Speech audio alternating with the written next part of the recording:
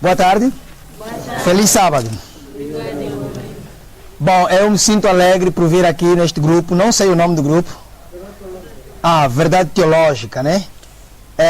Eu sou missionário, vivo viajando pregando o Evangelho. Então eu fui convidado por vocês para que eu pudesse estar aqui hoje, de modo a compartilhar com vocês aquilo que o Senhor tem estado a me revelar e que tem me levado a compartilhar com os outros onde eu tenho estado a viajar, pregando a verdade presente. Para os que não me conhecem, meu nome é David Pedro e, graças a Deus, estamos aqui hoje. Não foi fácil, porque o irmão já estava a me ligar a partir de Luanda e eu disse que estarei vindo e quando estivesse aqui combinaríamos como seria então a vinda nossa aqui nesta tarde. Estou acompanhado com o irmão Orlando, o irmão Domingos Orlando, também é um obreiro. Ele também no Ministério Fidel aqui de Benguela, mas ele também está a dirigir um outro grupo lá no Namibe. Não vou levantá-lo porque ele está lá atrás, não é? No final vocês vão poder saudá-lo e conhecê-lo. Então, queridos, o que eu trouxe para compartilhar com vocês é de suma importância. Espero que vocês aguçem os vossos ouvidos e orem para que o Senhor vos abra o vosso coração e possam compreender. Na verdade, o assunto não é novo, mas ele pode tornar-se novo porque o Espírito Santo, ele é que faz a roupagem na mensagem. A irmã White, a serva do Senhor, no seu livro Testemunho para Ministro, no tema Daniel e Apocalipse, ela diz que os jovens devem atentar, devem estudar esses dois livros da Bíblia. E Daniel é a visão, Apocalipse é a revelação. Nós não entenderemos o livro do Apocalipse se primeiramente não entendermos o livro de quê? De Daniel, certo? Viveram épocas diferentes, mas as mensagens complementam-se. Tanto que no livro de Daniel, abram Daniel capítulo 12, Daniel capítulo 12, existe aqui uma orientação do anjo revelador que se chama Gabriel. Daniel capítulo 12, aqui nós encontramos uma orientação que Daniel recebe de Gabriel. Daniel 12, versículos 4. Depois do anjo Gabriel revelar tudo a Daniel a respeito do fim do mundo, Daniel ficou preocupado, Daniel ficou perplexo.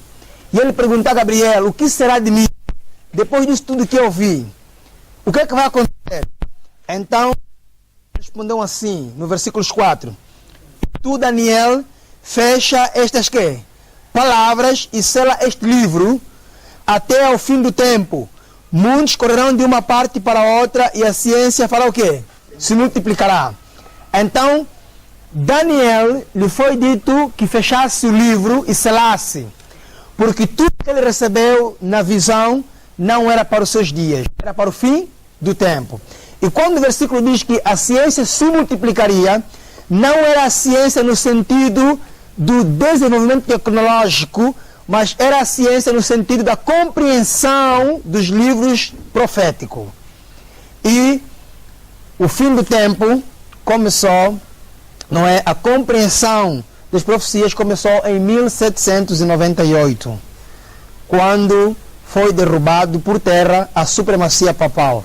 De lá para cá começou o estudo minucioso, começou a profundidade do entendimento dos livros proféticos, Daniel e Apocalipse. Então, até aquela data, Daniel estava selado. Aquilo que foi revelado não era para o tempo de Daniel. Mas o fim do tempo começou a se desenrolar a compreensão deste mesmo livro. Agora vamos a Apocalipse, capítulo 22, e vamos ver então a ordem que o anjo que apareceu a Daniel deu a João. Já é diferente daquilo que ele deu a Daniel. Apocalipse, capítulo quanto? 22, certo?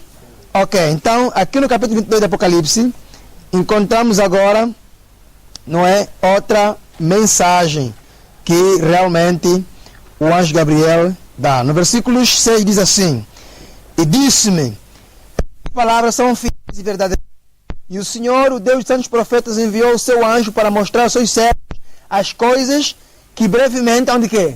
De acontecer.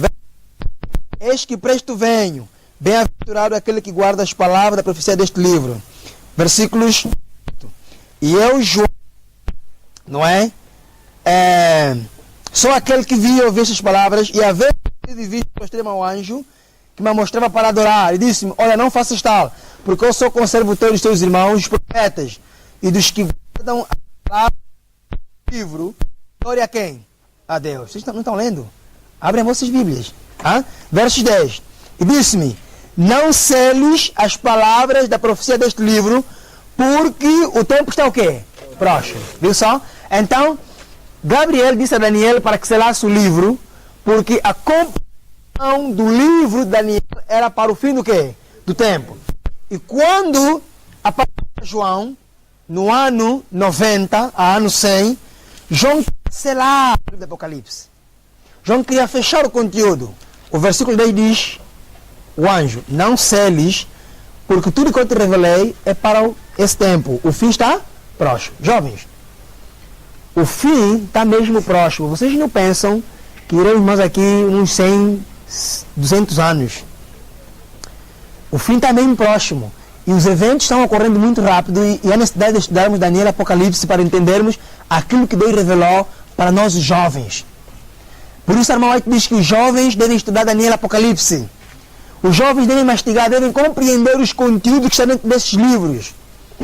Devem saber explicar a estátua descrita no capítulo 2 com relação ao sonho do rei Nabucodonosor, desde a cabeça de ouro até aos pés em parte ferro e em parte barro, e que vai até a vinda da pedra e a pedra que faz no monturo, porque Daniel 2 começa desde o reino da Babilônia até ao fim do milênio. E é o esqueleto da compreensão de todo o quadro profético, porque nós não entendemos Apocalipse se não entendermos Daniel na sua íntegra. E hoje eu trago uma mensagem para vocês de muita importância e relevante para nós. A mensagem que eu trago para vocês, jovens, ela tem como carta à igreja de Éfeso. E vamos falar hoje sobre essa carta. Vamos entender a mensagem que Jesus transmite para essa igreja de Éfeso. Abra o Apocalipse 2, versículos 1. Apocalipse capítulo 2, versículos 1 é o ponto de partida do nosso estudo para esta tarde. Amém? Eu quero que vocês abram vossas Bíblias. Eu não estou aqui para falar a voz de homem. Vocês não estão aqui para ouvirem um homem falando. Vocês estão aqui para ouvirem Deus falando. E Deus fala através da Bíblia. Quando você abre a Bíblia e lê, é Deus falando para você. E quando você lê o que eu leio aqui, o Espírito Santo grava no teu coração. Amém? Então você tem que ler, não é na minha cara não. Na minha cara não tem capítulo, não tem versículo. Você tem que abrir a Bíblia. Não tem Bíblia, encosta no outro. Ou pega no iPad ou no telefone. Você tem que ler. Você veio aqui para ler. Você tem que ser bereano. Os bereanos, eles liam e reliam e comparavam texto com texto para ver se o que está pregando está na Bíblia não. Porque eu posso enganar você. Então você tem que ler. Você tem que abrir a tua Bíblia. Apocalipse 2, versos quanto? 1. Diz assim. E ao anjo que está em Éfeso, escreve. Isto diz aquele que tem na sua destra as 7 estrelas e que anda no meio dos 7 quê? Dos 7 quê? Castiçais ou candelabros. Viu só? Você se não ler, eu vou fazer perguntas. Você não vai conseguir responder. Então você tem que ler. Porque eu gosto de fazer perguntas quando estou a ler. Para ver se você também está a ler ou não. Certo? Então, carta à igreja de Éfeso. Bom, existe uma abordagem consistente que Jesus faz ao apresentar-se em cada igreja. Se vocês repararem, quantas igrejas existem em Apocalipse? Certo. Qual é a primeira? Éfeso. Qual é a segunda? Vamos lá, jovens. Na profecia? Qual é a primeira? Éfeso. Qual é a segunda? Qual é a terceira? Qual é a quarta? Qual é a quinta? Qual é a sexta? E qual é a sétima? Vocês têm que conhecer as igrejas nas quais Jesus dirigiu a carta. Se vocês não conhecerem as igrejas nas quais Jesus dirigiu as cartas, vocês estarão perdidos no tempo e no espaço profético. Porque essas igrejas, elas são relevantes o seu estudo para nós hoje. E elas têm lições espirituais para a nossa vida de hoje. E nós vamos fazer aplicações daquilo que Jesus falou a cada igreja. Então, a primeira igreja chama-se quê? Éfeso. Éfeso foi a igreja do período apostólico. Ela começou do ano 31 ao ano 100. Então, Éfeso aqui na carta do Apocalipse é uma simbologia. Ela representa a igreja dos apóstolos. É a igreja do irmão Paulo, irmão Pedro, Tomé, Bartolomeu, João e Tiago. Então, essa carta ela é simbólica. Ela foi dirigida a esse período do ano 31 ao ano 100, nesse percurso. Então, Éfeso significa desejável. É a igreja, se nós conectarmos com Apocalipse 6, na abertura do primeiro selo, é a igreja do cavalo o quê? Cavalo branco. É a igreja pura. É a igreja imaculada. É a igreja que defendeu terrivelmente a verdade presente e não permitiram que entrasse nessa igreja a nova teologia. Você entende isso na teologia? Entende isso? Ah, parece que não entendem. Bom, então, Jesus apresenta-se nessa igreja como aquele que tem na sua mão as 7 estrelas e os 7 candeeiros. Ou seja, ele tem na sua mão as 7 estrelas e os 7 candeeiros. O que significa as 7 estrelas e o que significa andar no meio dos 7 candeeiros? Vamos no versículos 20 do capítulo 1 de Apocalipse. Olha lá. Versos 20, capítulo 1. Já encontramos? Posso ler? O mistério das 7 estrelas que viste na minha destra e dos 7 castiçais de ouro. Viu só? Ele agora está dizendo assim, ó, vou vos revelar o que significa as 7 estrelas que estão nas minhas mãos e o que significa os 7 castiçais ou candelabros de ouro. O verso continua. As 7 estrelas são os anjos das 7 quê? Parem aí. O que significa anjo em português? Mensageiro. Certo? Então, o que é um mensageiro? Um pregador, um pastor, um ministro, um evangelista, um missionário, um obreiro. Então, as 7 estrelas representam cada pastor do período da igreja descrito aonde? Em Apocalipse. Então, quando vocês leem Apocalipse, no conteúdo das 7 cartas, Jesus sempre diz assim, e ao anjo da igreja, tal, e ao anjo da igreja, tal. Está se referindo a cada pastor que cuidava dessa igreja. Certo? Estamos juntos? Ok.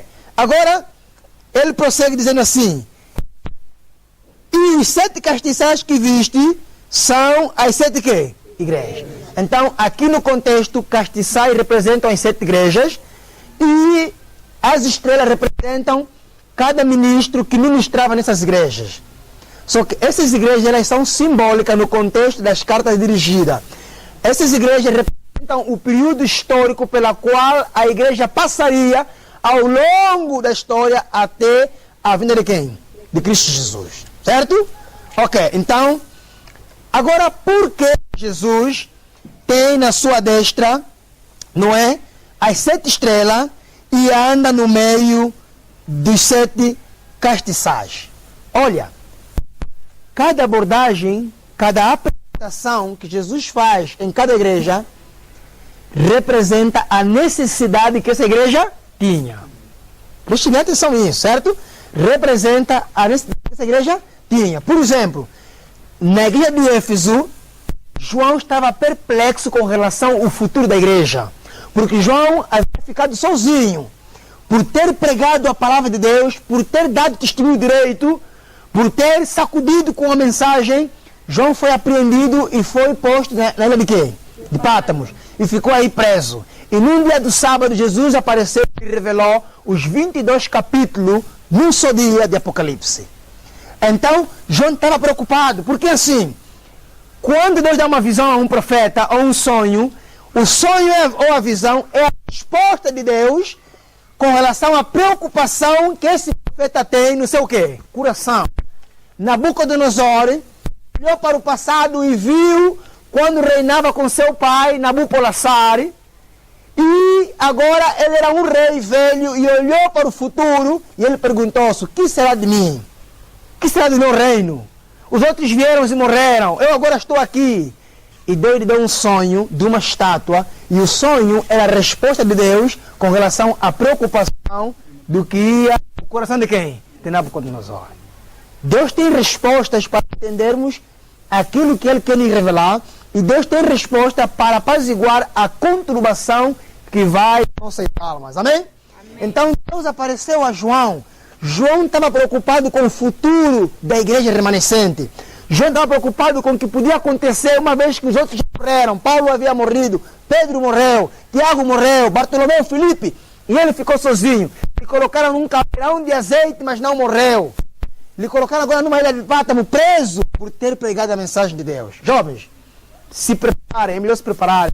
Porque, por causa de testemunharmos a verdade presente, por causa de pregarmos o Evangelho, estaremos encurralados na ilha de Pátamo para sermos também presos. Talvez não na ilha de Pátamo, pela João havia sido encurralado, mas agora em prisões que estão a ser criadas hoje para os bandidos, mas amanhã serão para nós, devido ao pregarmos o sábado contra o domingo, devido ao pregarmos a marca da besta contra o papado, devido ao pregarmos outras verdades que essas igrejas lá fracassam. E nós temos que estar preparados para enfrentarmos aprisionamento. Temos que estar firmes na rocha que é Cristo. E João foi preso por pregar a mensagem. Ele agora estava perturbado, perplexo. Apareceu e disse: João, não fiques preocupado, porque eu segurei todos aqueles que são meus meninos na minha destra, e eu ando no meio da igreja. A igreja não vai fracassar o remanescente. Eu estou cuidando dessa igreja. Eu estou no leme, estou no barco. Então, João, fique descansado. Por isso, Jesus se apresenta como aquele que tem na destra as 7 estrelas. E anda no meio de 7 castiçais. 7 candelabros. Então, versículos 2. Apocalipse 2, versículos 2. Vamos ler agora o versículos quanto? 2. Diz assim, versículos 2. Eu sei as tuas obras e o teu trabalho, e a tua paciência, e que não podes sofrer os maus. E puseste à prova os que se dizem serem apóstolos, e não o são.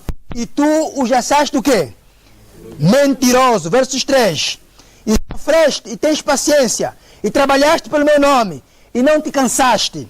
Então, aqui, queridos irmãos, encontramos Jesus agora a desenrolar as características de que essa igreja passou. No versículos 2, versículos 3 e no versículos 4, que é a sequência. No versículos 1 nós temos Jesus se apresentando. No versículos 2 nós temos elogio. Jesus elogia a igreja de Éfeso, do versos 2 ao versos 3. Agora, no versículos 4, diz assim, versos 4. Tenho, porém, contra ti que deixaste o teu quê? Primeiro amor. No versículos 4, nós temos o quê? Repreensão. Repito.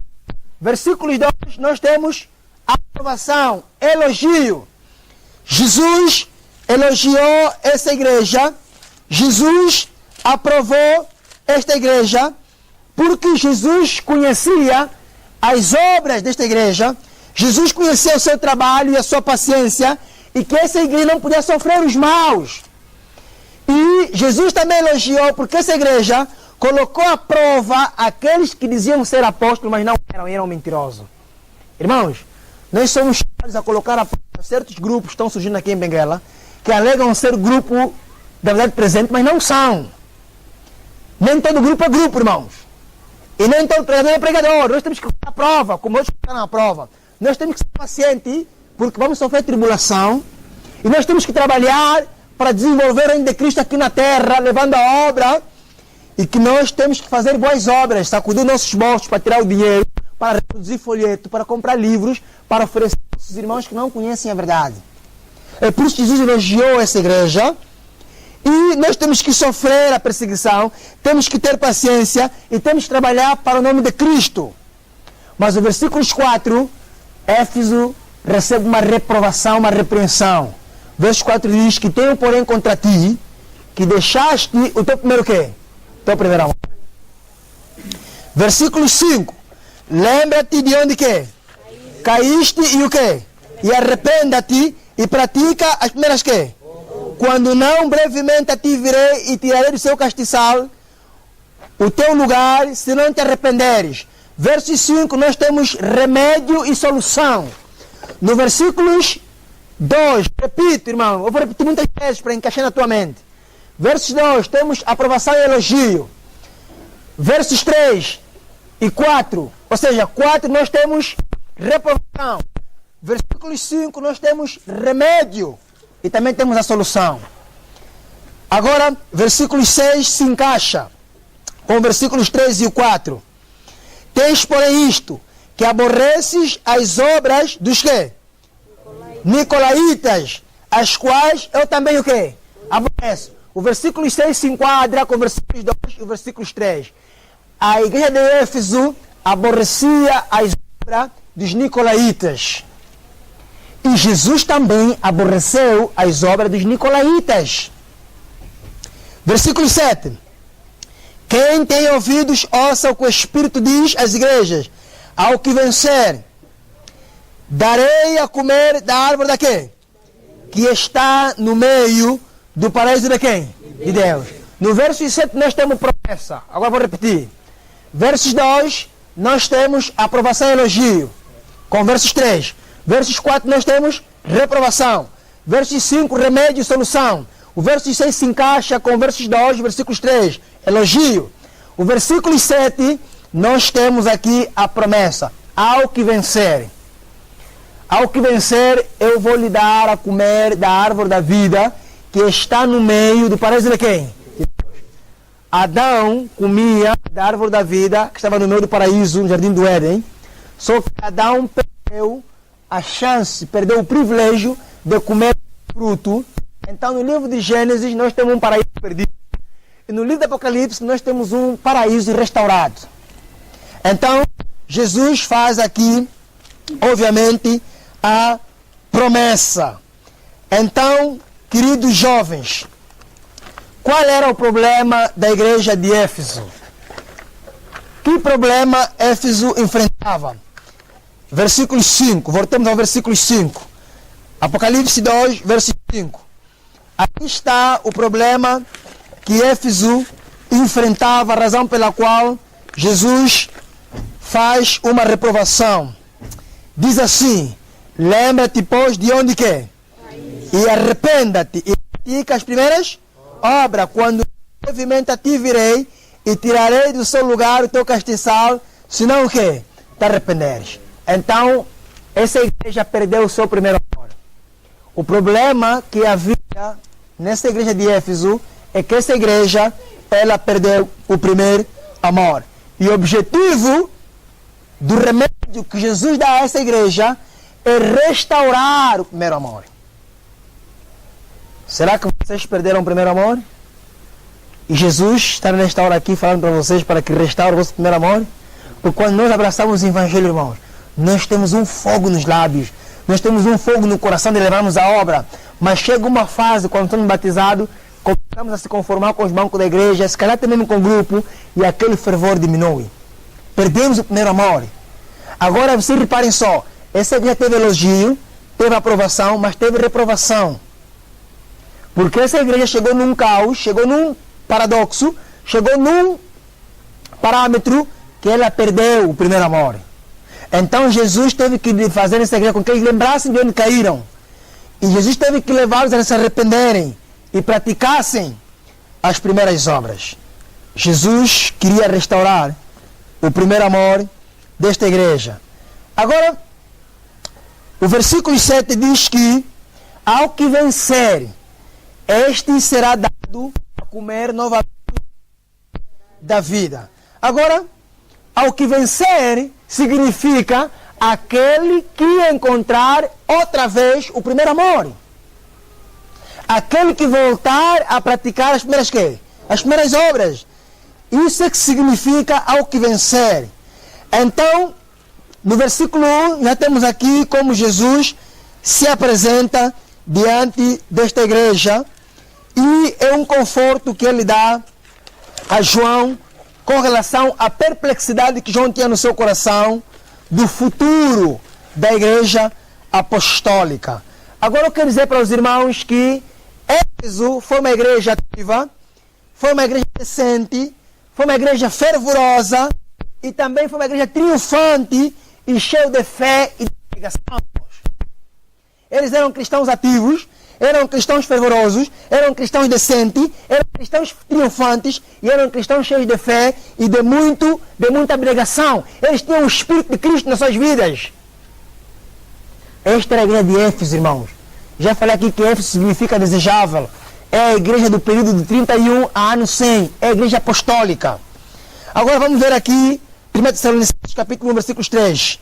Para entendermos como é que essa igreja é uma igreja ativa. 1 Tessalonicenses capítulo 1, versículos 3. Agora vamos viajando para entendermos essa igreja apostólica. Essa igreja do período do apóstolo Paulo, João, Pedro, Tiago. 1 Tessalonicenses.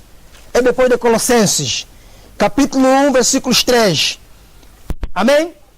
Diz assim: lembrando-nos sem cessar da obra da vossa quê? Da vossa fé. Estão a ver? Esta é a igreja apostólica. Paulo, ele lembrava sempre sem cessar da obra, não é? Da fé da igreja de Éfeso. Dessa igreja apostólica. Reparem que Éfeso não é uma igreja literal dentro do contexto do Apocalipse, era uma igreja simbólica. Ela representa o período apostólico. Embora essas igrejas existiram, mas a mensagem não era uma igreja local, simplesmente era para esse período todo desses apóstolos. Então, quando lemos aqui Tessalônica, é no contexto da igreja apostólica em si, não da igreja de Éfeso, uma igreja local em si. Mas é deste período, do ano 31 ao ano 100. Era uma igreja que? Uma igreja de obras e uma igreja de que? Uma igreja de muita fé. Paulo continua: do trabalho de amor e da paciência, da esperança em nosso Senhor Jesus Cristo, diante de nosso Deus e quê? E Pai. Aqui estamos a ver a característica da igreja de Éfeso, uma igreja ativa. Eles tinham muito amor, eles tinham boas obras. As boas obras aqui no contexto de que eles colaboravam com valores monetários para apoiarem a causa de Cristo.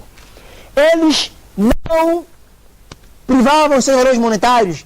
Eles contribuíam dinheiro para dar necessitado. Eles contribuíam dinheiro para apoiar os missionários a levar a obra. Eles tinham muito amor e eles tinham também muita fé. E eles trabalhavam arduamente para ver Jesus voltar na sua época. Eles tinham a esperança da volta de Cristo. Eles eram um povo do advento. Então, temos aqui nesse versículo trabalho, paciência e boas obras. E temos também aqui fé e amor. É por isso que no versículo 2 do Apocalipse, Jesus elogia esta igreja. Jesus aprova esta igreja. Atos capítulo 2, voltemos agora em Atos.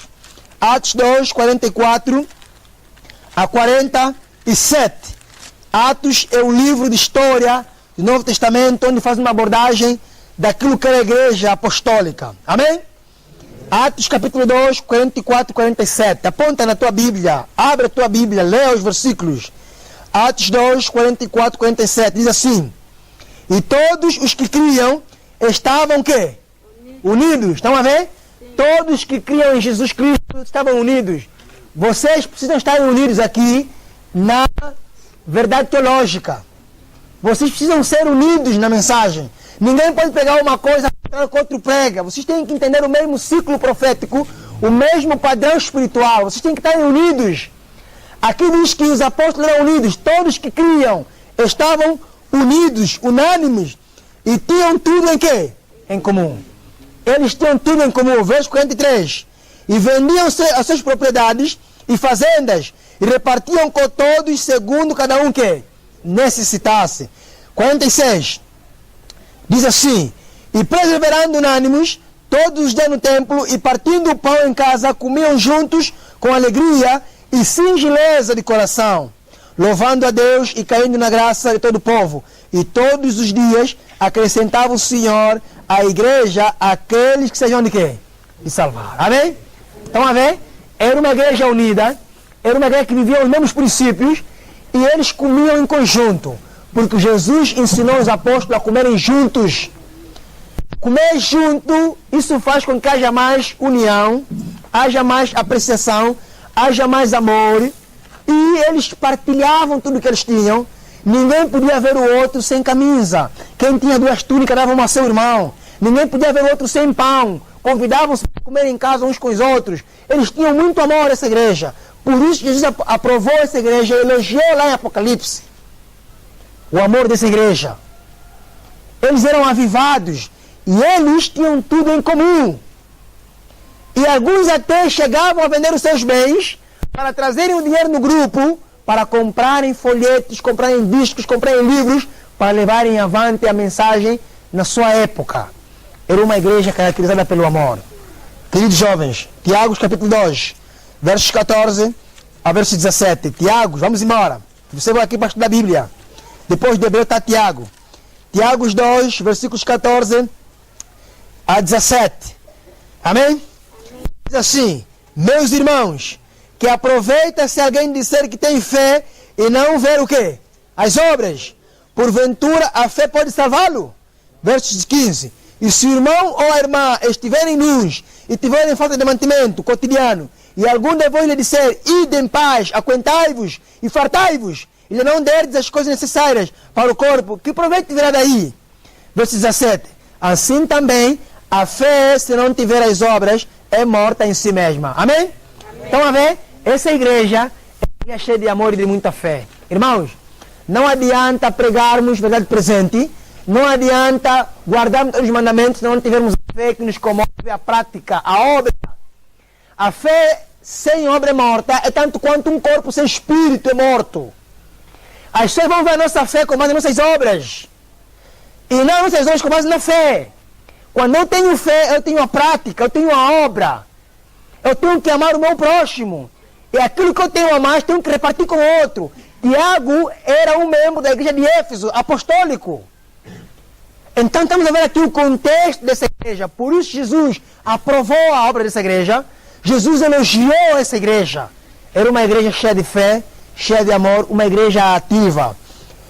Abram 3 de João, capítulo 1. Embora não tenha capítulo, mas vamos denominar assim. 3 de João, capítulo 1, versículos 3 até 6. 3 de João é antes de Judas, vizinho do Apocalipse. 3 de João, capítulo 1, versículos 3 até 6. Diz assim: porque muito me alegrei quando os irmãos vieram e testificaram da tua quê? Verdade, como tu andas na quê? Na verdade. Então, a ver, irmãos, essa igreja andava na verdade. E João estava alegre com esse rebanho, porque aquilo que eles ensinaram, os apóstolos, os membros, as almas, estavam vivendo o evangelho na prática. Precisamos andar na verdade, jovens. Precisamos praticar a verdade, não precisamos ter teoria somente, não. Temos que ter a prática da verdade. E essa igreja apostólica, ela andava na verdade, e João se alegrou ao ver e ouvir que os seus discípulos estavam na verdade. Versículos 4.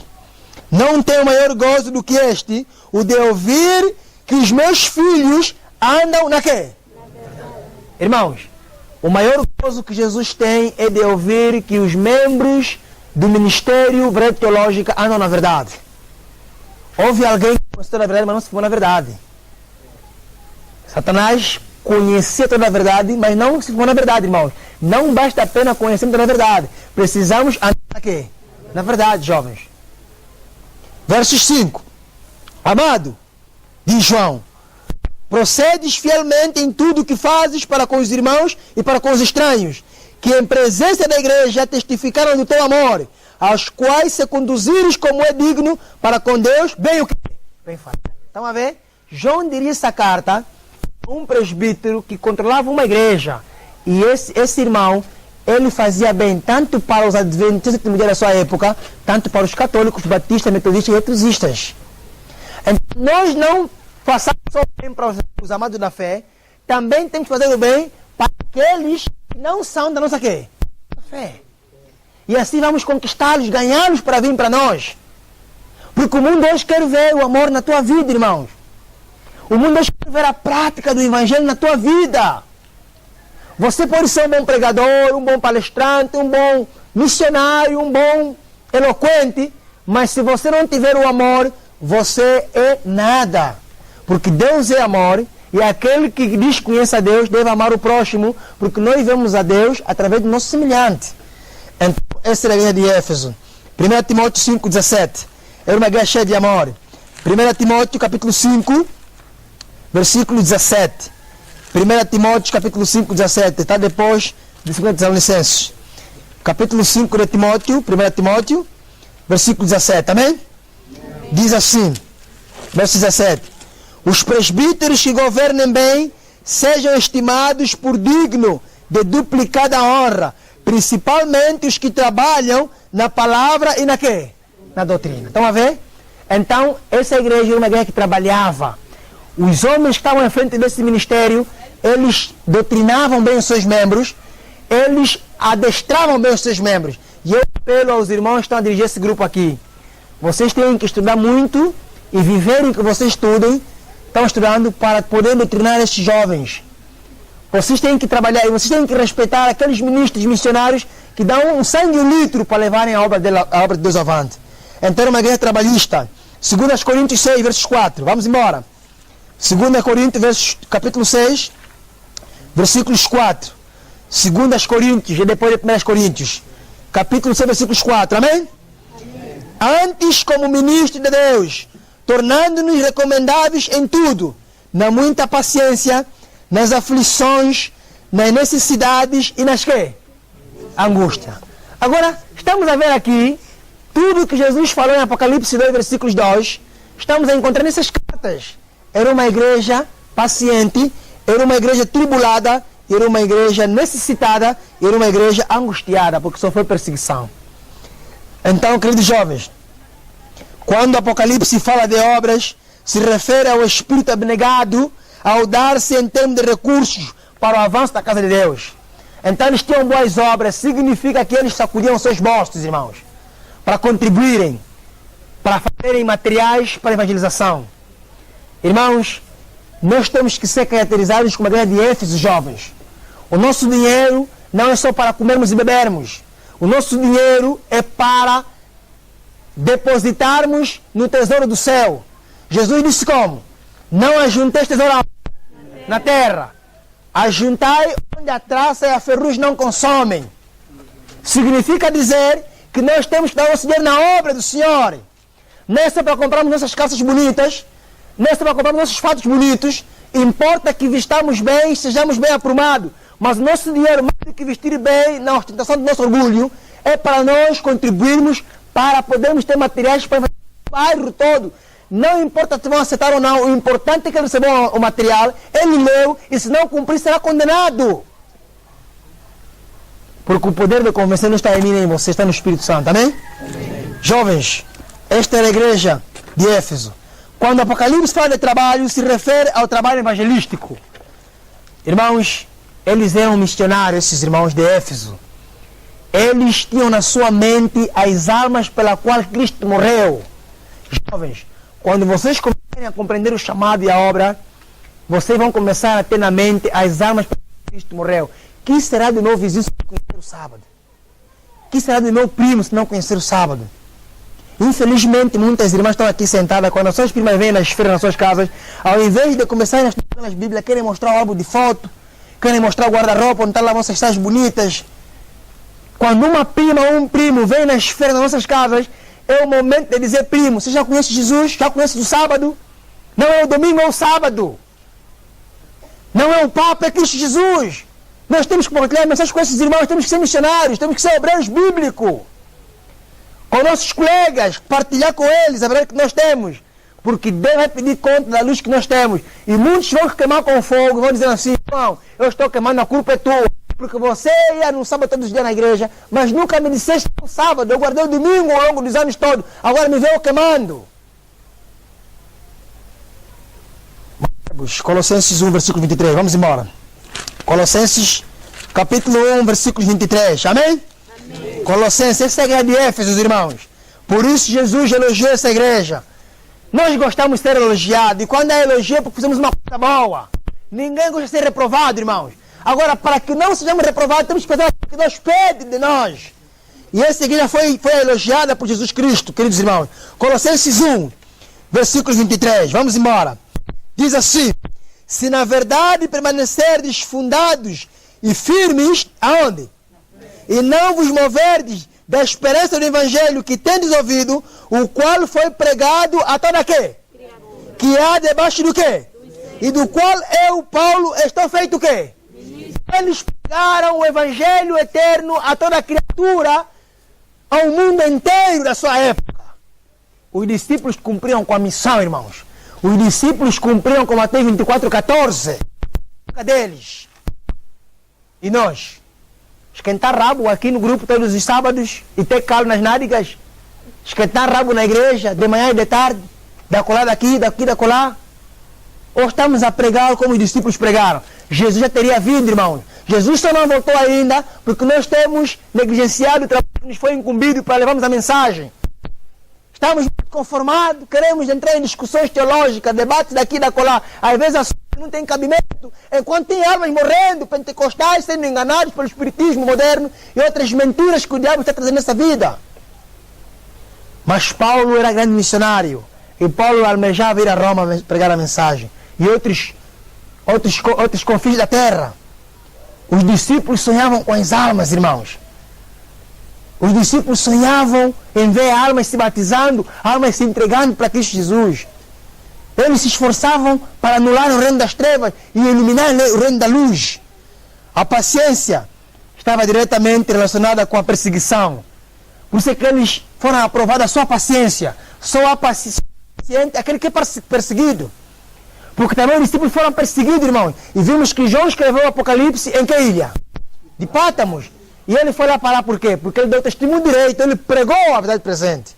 Agora, como é que a igreja sofreu perseguição no século I? Como é que eles foram perseguidos? Vou dizer agora, meus irmãos.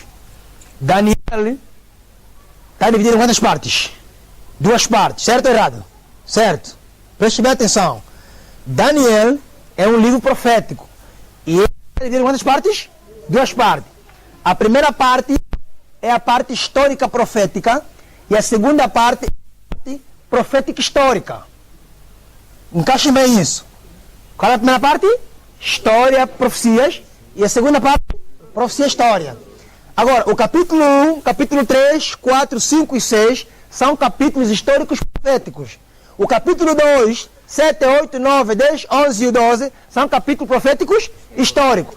Agora, os capítulos históricos proféticos significa que são histórias que voltaram a quê? A se repetirem. No capítulo 1 nós temos a sacudidura que aconteceu em Jerusalém. Nabucodonosor foi servo de Deus naquela época, usado pelo Espírito Santo, levou Israel no cativeiro. E Daniel e seus companheiros também foram nesse cativeiro, irmãos. Uma profecia feita há 200 anos pelo profeta Isaías a rei Ezequias, que os seus filhos seriam eunucos aonde? Na Babilônia. Agora, o capítulo de Daniel é uma sacudidura. Agora, como é uma história profética, voltará a quê? A se cumprir. Haverá uma sacudidura ou não haverá uma sacudidura? Já está a sacudidura, irmãos. Ela só vai ser gradativa. Já estamos na fase da sacudidura. Alguns dentre nós estamos aqui estão a dar ouvido a espírito enganador de demônios. Estão a seguir doutrinas que nasceram na mente do diabo, irmãos. A sacudidura vai consistir em muitos negarem a divindade do Espírito Santo. Alguns não creem mais no Espírito Santo. Estão a seguir doutrinas que nasceram na mente do diabo. E ela vai ser gradativa. Os que estiverem firmes aqui, os que não tiverem a estudar, a encaixarem nas suas mentes a palavra de Deus, vão ser sacudidos. Alguns vão tornar católicos aqui. Vai se cumprir Daniel na nossa vida. Vamos ser levados na Babilônia espiritual, cativos. E vamos ser provados. Daniel foi provado. Daniel foi provado no mantimento. Adão foi provado no mantimento. Israel foi provado no mantimento. Vai voltar prova aí na frente. Decreto dominical vai sair. Não podemos comprar nem vender. Saco de Deus vai vir. História profética. Agora estamos a ver aqui no livro de Colossenses. Tem que se repetir, irmão. Temos que levar a mensagem a toda criatura debaixo desse banguela. Tem que pegar aqui foco com a palavra de Deus. Temos que evangelizar. Jovens, como é que veio a perseguição no século I nessa igreja? Vamos abrir Romanos capítulo 5, versículos 3. Romanos capítulo 5, versículos quanto? 6. Versículos 3. Romanos capítulo 5, versículos 3. Essa foi uma igreja perseguida, Éfeso. Romanos 5, 3 diz assim: e não somente isto, mas também nos gloriamos nas quê? Nas tribulações, sabendo que a tribulação produz o quê? A paciência. Está vendo? Eles foram perseguidos, mas eles eram pacientes. Será que nós estamos a cultivar a paciência em meio à perseguição? Vocês vão ser perseguidos, irmãos. Se é que ainda não estão a ser perseguidos. Os adventistas apostatados vão perseguir seus irmãos fiéis. Aqueles que não estão a abraçar o testemunho fiel, o testemunho verdadeiro e fiel, vão perseguir seus irmãos. Você já imaginou cristão a perseguir cristão? Valia a pena ser perseguido por um católico ou metodista, mas vai ser o contrário, irmãos. E a perseguição só vai ser para aqueles que estão firmados. Porque quando você está conformado com o diabo não te persegue, você já é ele. O diabo não persegue o bêbado, não persegue o bêbado. Não. O diabo persegue o gatuno? Não, por quê? Porque já é dele. O diabo persegue o cristão. Aquele que procura viver o evangelho na prática, ele é perseguido. Você vai ser perseguido na tua casa. Teu pai vai te apertar quando você começar a viver aquilo que ele não vive. Se ele for adventista que não vive a mensagem, o teu pastor vai te apertar, o teu ancião, sei lá quem for, vai te apertar.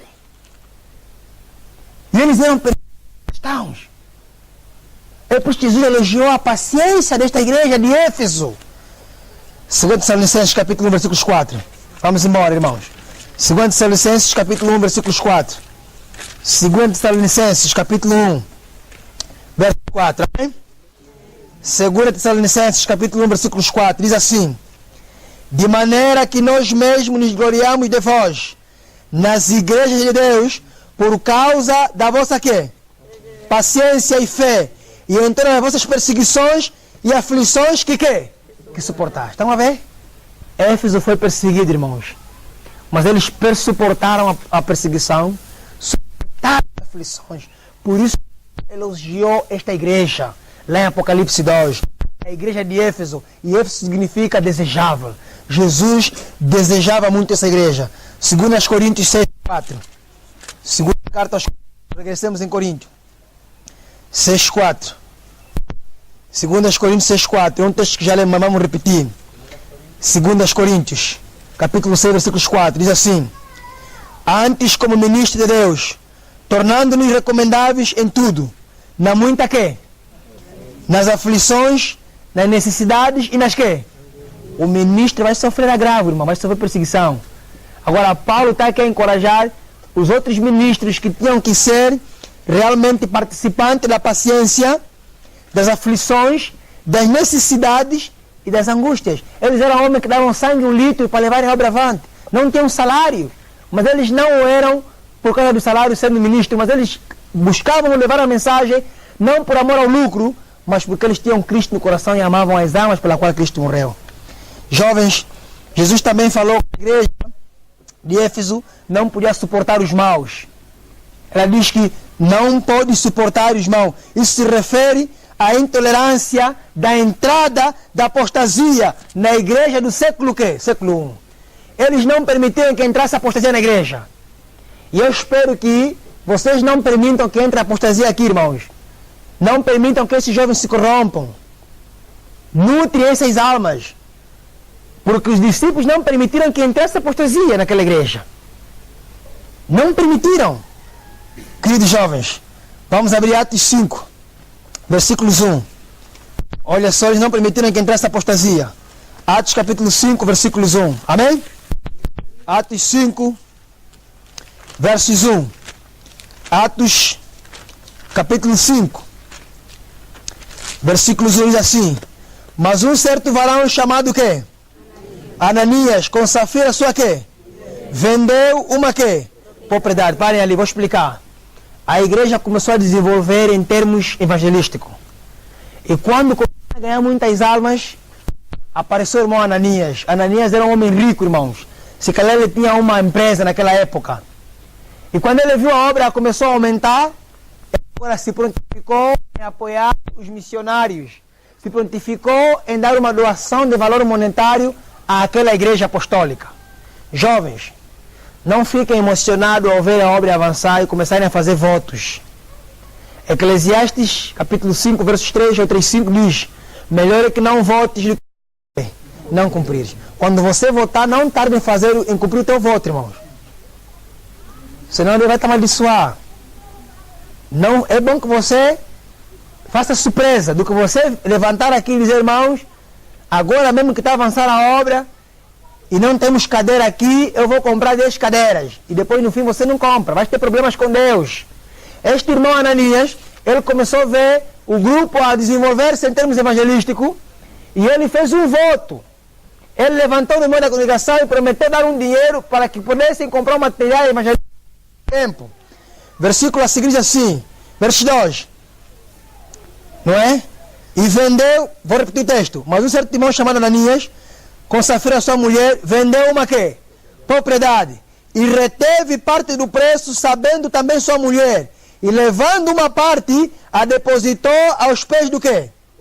Dos apóstolos. E disse então Pedro, Ananias, por que encheu Satanás o teu coração para que mentisses ao quê? Vamos ver, irmãos. O homem vendeu lá um terreno no 4, $5.000. E ao chegar diante do irmão Pedro, entregou apenas $2.000, escondeu os $3.000. Só que Pedro era cheio do Espírito Santo, irmãos. Quando o homem de Deus é cheio do Espírito Santo, Deus vem num sonho, numa visão, e diz assim, olha, aquele irmão escondeu os outros dinheiro, ele vai te dar metade, lhe aperta. Foi isso que aconteceu com Ananias. Pedro era cheio do Espírito Santo. Agora Pedro disse como? Ananias, por que você reteu a parte do dinheiro e permitiste que o diabo te ludibriasse o coração? Você não está mentindo a mim. Você está mentindo a quem? Ao Espírito Santo. Aqui há mais uma lógica de que o Espírito Santo é um ser. Não é um fogo, não é água, nem óleo, nem uma força ativa, irmão. O Espírito Santo é Deus. Não existe três deuses, não existe um só Deus. Nós não somos politeístas, nós somos monoteístas. A divindade, ela não é uma divindade absoluta, é uma divindade oposta. Pai, Filho e Espírito Santo, três pessoas separadas. Entre os três ninguém criou outro, é um mistério. Cada um por si, cada um é eterno. Só que no plano da redenção se manifestam de forma diferente. Agora o Espírito Santo atuou naquela época. Cuidado, jovens, ao mentirmos contra o Espírito Santo. É um pecado que não tem perdão. Ananias pegou contra o Espírito Santo, na mesma hora morreu. E ele aqui diz, o apóstolo Pedro, para que mentisses ao Espírito Santo e tivesses parte do preço da herdade, guardando-a não ficava para ti, e vendida não estava em teu poder, por que formaste este desígnio então o quê? Não mentiste aos homens, mas a quem? Na mente de Pedro, o Espírito Santo é quem? É Deus. Mentir ao Espírito Santo é o mesmo que mentir a Cristo e ao Pai. Você não mentiu a mim, Ananias. Deus não permitiu que entrassem os maus naquela igreja. Deus não permitiu que entrassem os apostatados naquela igreja. E nós não podemos permitir que aqui no ministério tenha irmãos vivendo o pecado de masturbação, pecado de masturbação aqui no grupo, pecado de fornicação, e pecado de bruxaria e outros tipos de pecados. Senão esse grupo nunca vai crescer, nunca vai avançar com a obra. Deus não quer que haja anátemas aqui. E Deus tem que manifestar-se para que aquela igreja jovem e fervorosa não permitisse os maus que entrassem naquela igreja.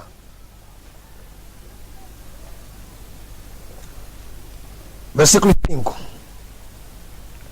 E Ananias, ouvindo essas palavras, caiu. E fez o quê? Vocês já viram uma gasosa aspirada? Gasosa aspirada, uma lata de gasosa aspirada. Já viram? Faz o quê? Rebenta, puf, explode. Expirou. E se você tomar aquele refrigerante aspirado, vai ter problema de saúde. Você vai ter diarreia. Se você não morrer, sorte de que aquela bebida está aqui. Está aspirada. Ananias expirou. Caiu na hora, morreu. Cuidado, jovens. Cuidado com vossos pecados, estão a esconder diante do líder do grupo, mas diante de Deus vocês estão a ser bem vistos. Cuidado, jovens. Os que estão aqui nesse grupo, mas continuam a se masturbar na escondida, não vão receber o poder para levar a obra avante e vão expirar, vão apanhar tuberculose óssea e vão ter problema de intestino putrefado, porque a masturbação faz mal à saúde. Masturbação significa sujar as mãos em grego. Cuidado se estão a namorar, irmãs. Consagração é o chamado. Não é para namorarmos, não. O namoro impede a vossa obra. O Espírito Santo que trabalha com vocês. Jovens, não vale a pena atrapalhar a santificação dessas miúdas. Deixem-nas em paz. Irmãs, Não venham no grupo por causa do namorado, por causa do irmão fulano, ciclano, beltrano. Não! Venham para se encontrar com Cristo, beber a sua palavra, para serem cheios do Espírito. Ananias aqui expirou. Deus não podia permitir que esse irmão continuasse com o seu pecado da mentira. E a mentira é um dos pecados mais graves nessa época. Os telefones foram inventados e se tornou um meio de mentiras. Começamos a colocar no Facebook coisas que não tem a ver conosco. A mentirmos. Deus teve que limpar essa igreja. Qual é o versículo a seguir? 8. Continuando no versículo 5. Vou repetir o texto. E Ananias, ouvindo essas palavras, caiu o quê? E um grande temor veio sobre todos que isto ouviram. E levantando-se os mancebos, cobriram o morto e transportando para fora o quê? O sepultaram. Então, a ver, irmãos. A história vai se repetir. Deus vai continuar a agir como agiu antigamente. Os irmãos estão aqui, as irmãs estão aqui, estão a começar a cometer pecados escondidos. Cuidado, jovens. Com Deus não se brinca. O salário do pecado é o quê? Ananias morreu por causa do seu pecado. Com Deus não se brinca, irmãos. Temos que ser honestos com Deus. Versículo a seguir, 7. E passando o espaço quase de 3 horas, entrou também sua mulher, não sabendo o que havia acontecido. E disse-lhe Pedro, diz-me, vendestes portanto aquela herdade? Ela disse, sim, portanto. Então Pedro lhe disse, por que entre vós vos concertastes para tentar o Espírito do Senhor? Por que vocês estão a tentar o Espírito Santo? Não tentarás ao Espírito Santo, irmão. Por quê, Safira? Você e o teu marido se combinaram ontem, venderam aquele terreno, dividiram o dinheiro. Por quê? Se vocês votarem, tem que trazer todo o dinheiro na obra para aplicarmos a necessidade de um projetor, a necessidade de uma tela, a necessidade de folhetos de livros para caçarmos os outros. Onde está o dinheiro? Por que tentaram o Espírito Santo? E alguns aqui não tentam o Espírito Santo. Ficam se pegando na Xuxa, aqueles beijinhos, porque é selinho, porque não é só hoje, não vamos ir longe. Estão a tentar o Espírito Santo. Porque estão se pegando na Xuxa, estão se pegando na bunda, estão a tentar o Espírito Santo. O nosso corpo é o quê? Templo do Espírito Santo. Muitos de nós estamos aqui escondidos com esses pecados no Espírito Santo. E tem que haver aqui Pedros, homens firmes, para bater de frente com esses irmãos anátema dentro do ministério. Essa igreja não podia sofrer os maus, jovens. E olha o que diz o apóstolo Pedro. Qual é o versículo? Versículos 9. Vou repetir. Então Pedro disse, por que entre vós vos concertaste para tentar o Espírito do Senhor? Eis ali a porta os pés que sepultaram teu marido. E também o quê? Te levarão a ti. E logo caiu aos seus pés. E o quê? Expirou. E entrando os mancebos, acharam-na na porta, e a sepultaram junto com seu quê? Com seu marido. Essa igreja não podia suportar os maus. Deus teve que agir assim, para limpar os pecadores no meio da sua igreja. Eles eram firmes. Eles eram homens destemidos. Jovens, Filipenses 3, versículos 2 e 3. Filipenses 3, versos 2 e versos 3. Amém? Filipenses 3, Filipenses capítulo 3, versículos 2 e versos 3. Diz assim, guardai-vos dos quê? Não encontramos? Filipenses capítulo 3, versículos 2 e versículos 3. Guardai-vos dos quê? Dos cães. Guardai-vos dos cães, irmãos. Aqui não é cães quadrúpedes, são cães bípedes. Guardai-vos dos cães. Filipenses 3, versículos 2. Havia cães no tempo dos apóstolos. Quem eram os cães aqui? Eram aqueles irmãos que também se levantavam como profetas, como apóstolos, como missionários, para contrafazer a obra verdadeira de Deus através dos seus apóstolos. Para confundirem a obra dos seus apóstolos. E eles vinham nos grupos para desviarem o rebanho e irem após si. Porque há muitos irmãos que não estão contentes com as suas posições nos ministérios, saem do grupo, também formam seus grupos, e em vez de evangelizar os de fora, começam a vir mais aonde? Noutros grupos, agitando os outros, para também montar o grupo dele. Guardai-vos desses irmãos. Não sejamos como os capim, irmãos, onde o vento sopra, acompanham. Guardai-vos dos cães, diz aqui o apóstolo Paulo. Guardai-vos dos maus quê? Maus obreiros. Há maus obreiros, irmãos. Há maus obreiros que trazem doutrina que são na mente dos demônios. Cuidado, examinem. Guardai-vos dos maus obreiros. Guardai-vos da quê? Da circuncisão. Quem era que a circuncisão? Eram aqueles apóstolos que ainda insistiam os outros para circuncidarem seu propósito como um meio de salvação. Irmãos, deixar de comer carne não salva ninguém. Guardar o sábado não salva ninguém. Deixar de pôr postiço, de alisar cabelo, de meter calça, não salva ninguém. A salvação é pela graça, mediante a quê? A fé em Cristo Jesus. Salvação é uma pessoa, essa pessoa é Jesus Cristo, jovens. Agora, quem está em Cristo e está transformado, ele não vai usar postiço. Não para ser salvo, mas porque foi salvo, está sendo o quê? Salvo e será salvo. Ele vai guardar o sábado não para ser salvo, mas porque ele está sendo salvo. Ele está na salvação. Ele obedece por amor. O amor é resultado da salvação. E quando amamos, guardamos o quê? Os mandamentos. Não vai comer carne, não para se salvar. Mas ele sabe que o tempo que vivemos, há perigo das carnes que comemos, e o nosso corpo é templo do Espírito Santo, e a carne impossibilita na santificação e na transformação do quê? Do caráter. Mas ele respeita a liberdade dos outros, e ele não impõe a isso como um meio de quê? De salvação. Agora, há obreiros que estão na circuncisão, eles ensinam que quem não deixar de comer carne não vai entrar no céu, e começam a meter a carne como mensagem presente à frente. Não, a carne não é mensagem presente, irmãos. A saúde, a reforma da saúde é o braço, não é o corpo, irmãos. Ela é o cunho da penetração. É que vai abrir porta para nós penetrarmos com a terceira mensagem que é angélica. Não façamos a mensagem da saúde como foco principal, não. Não. E nós temos que entender que aqui entre nós há irmãos que vivem com os pais que só comem carne, comem peixe, não trabalham. Agora, se você colocar julgo nessas crianças que não trabalham, não têm onde tirar subsistência, e eles começarem a dar passos sem terem condições para poder viver essa verdade nos seus lares, porque não têm recursos, e ficarem definhados, o mundo lá fora vai seguir essa mensagem? Não. O obreiro, a camisa está ligando com o corpo dele, as calças estão a lhe boiar, o casaco está no cabide, cabeça grande, corpo bem magro. Como é que vai seguir uma pessoa lá fora? Se ele está aplicando a reforma da saúde. São os cães. O da circuncisão, guardai-vos desses irmãos.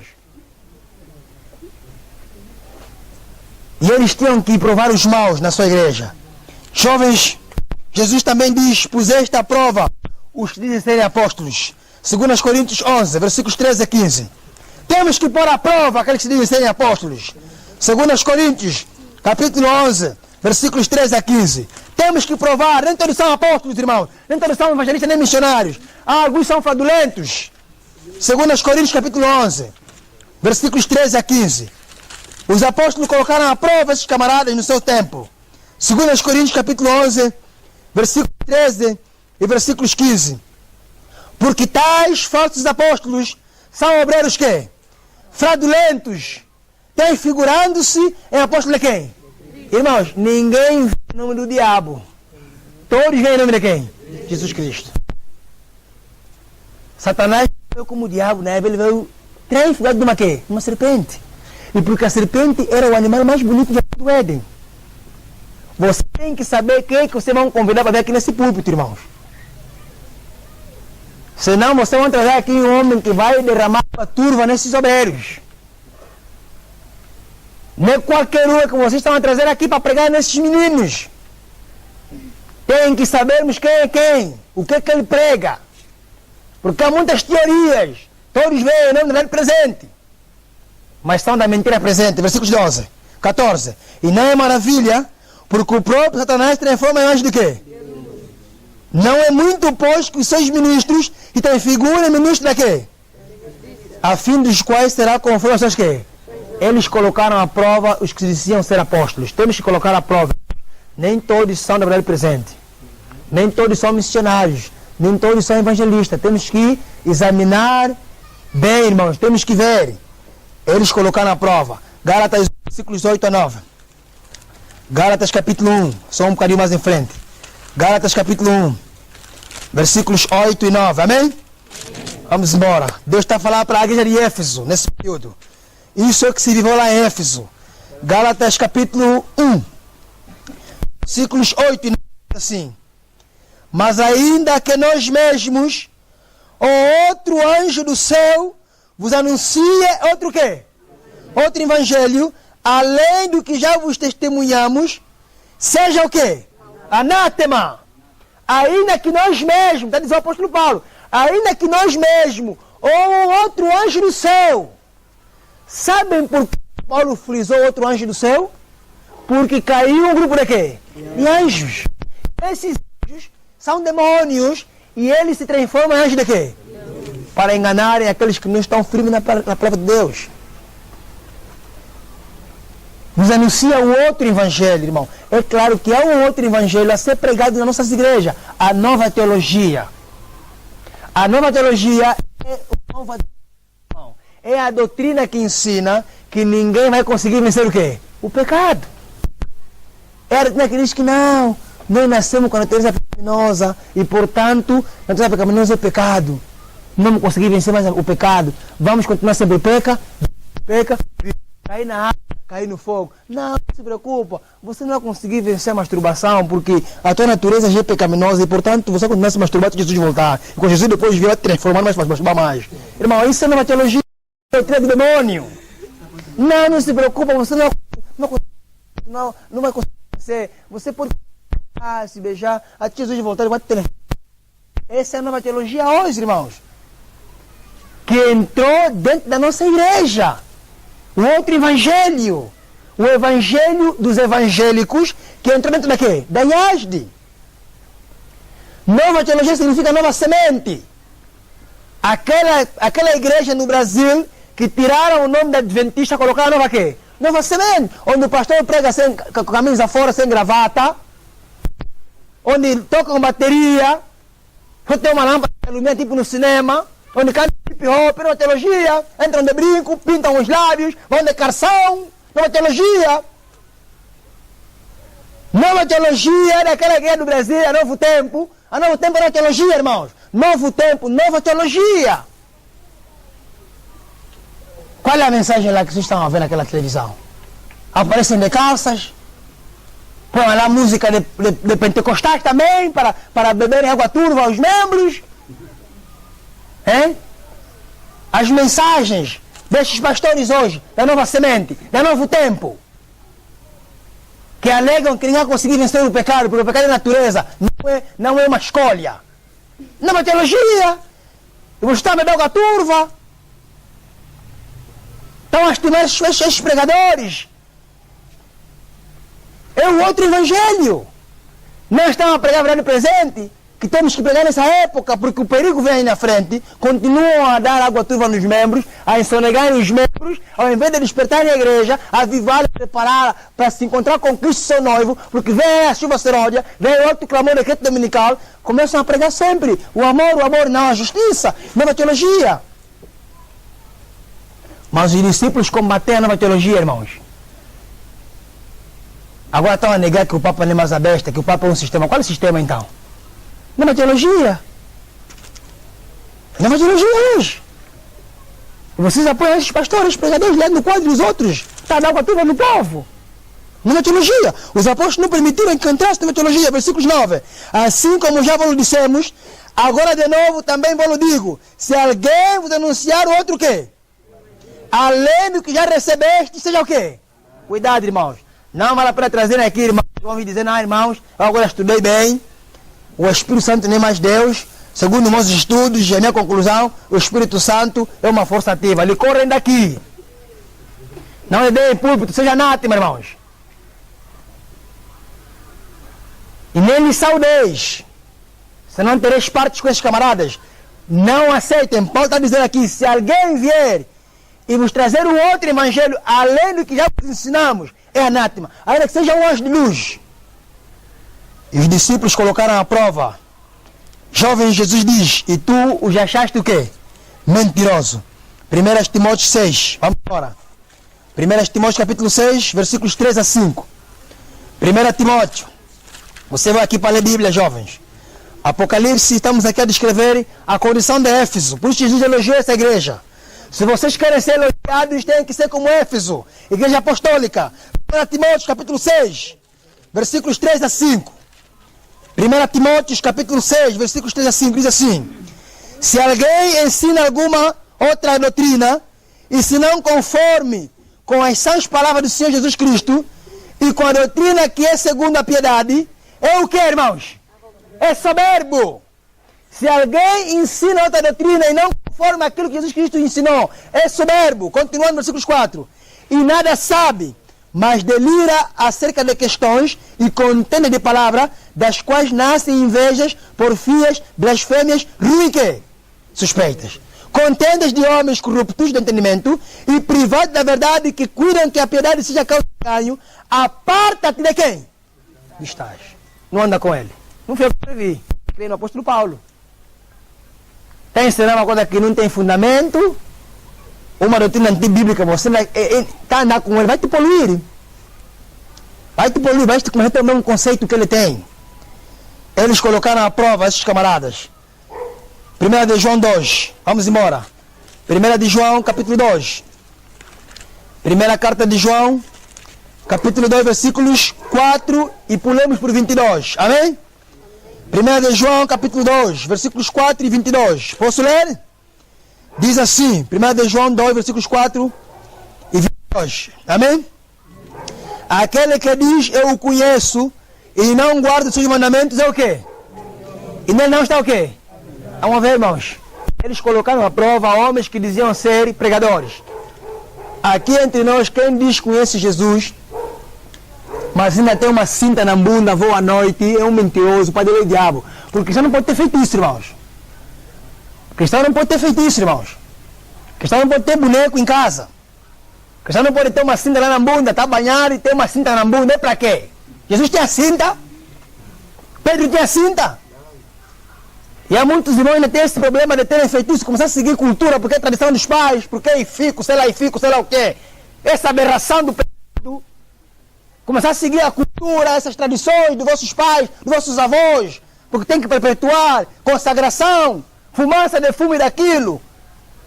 Não guardar os mandamentos. O mandamento diz, não terás outro diante de quem? Diante de mim.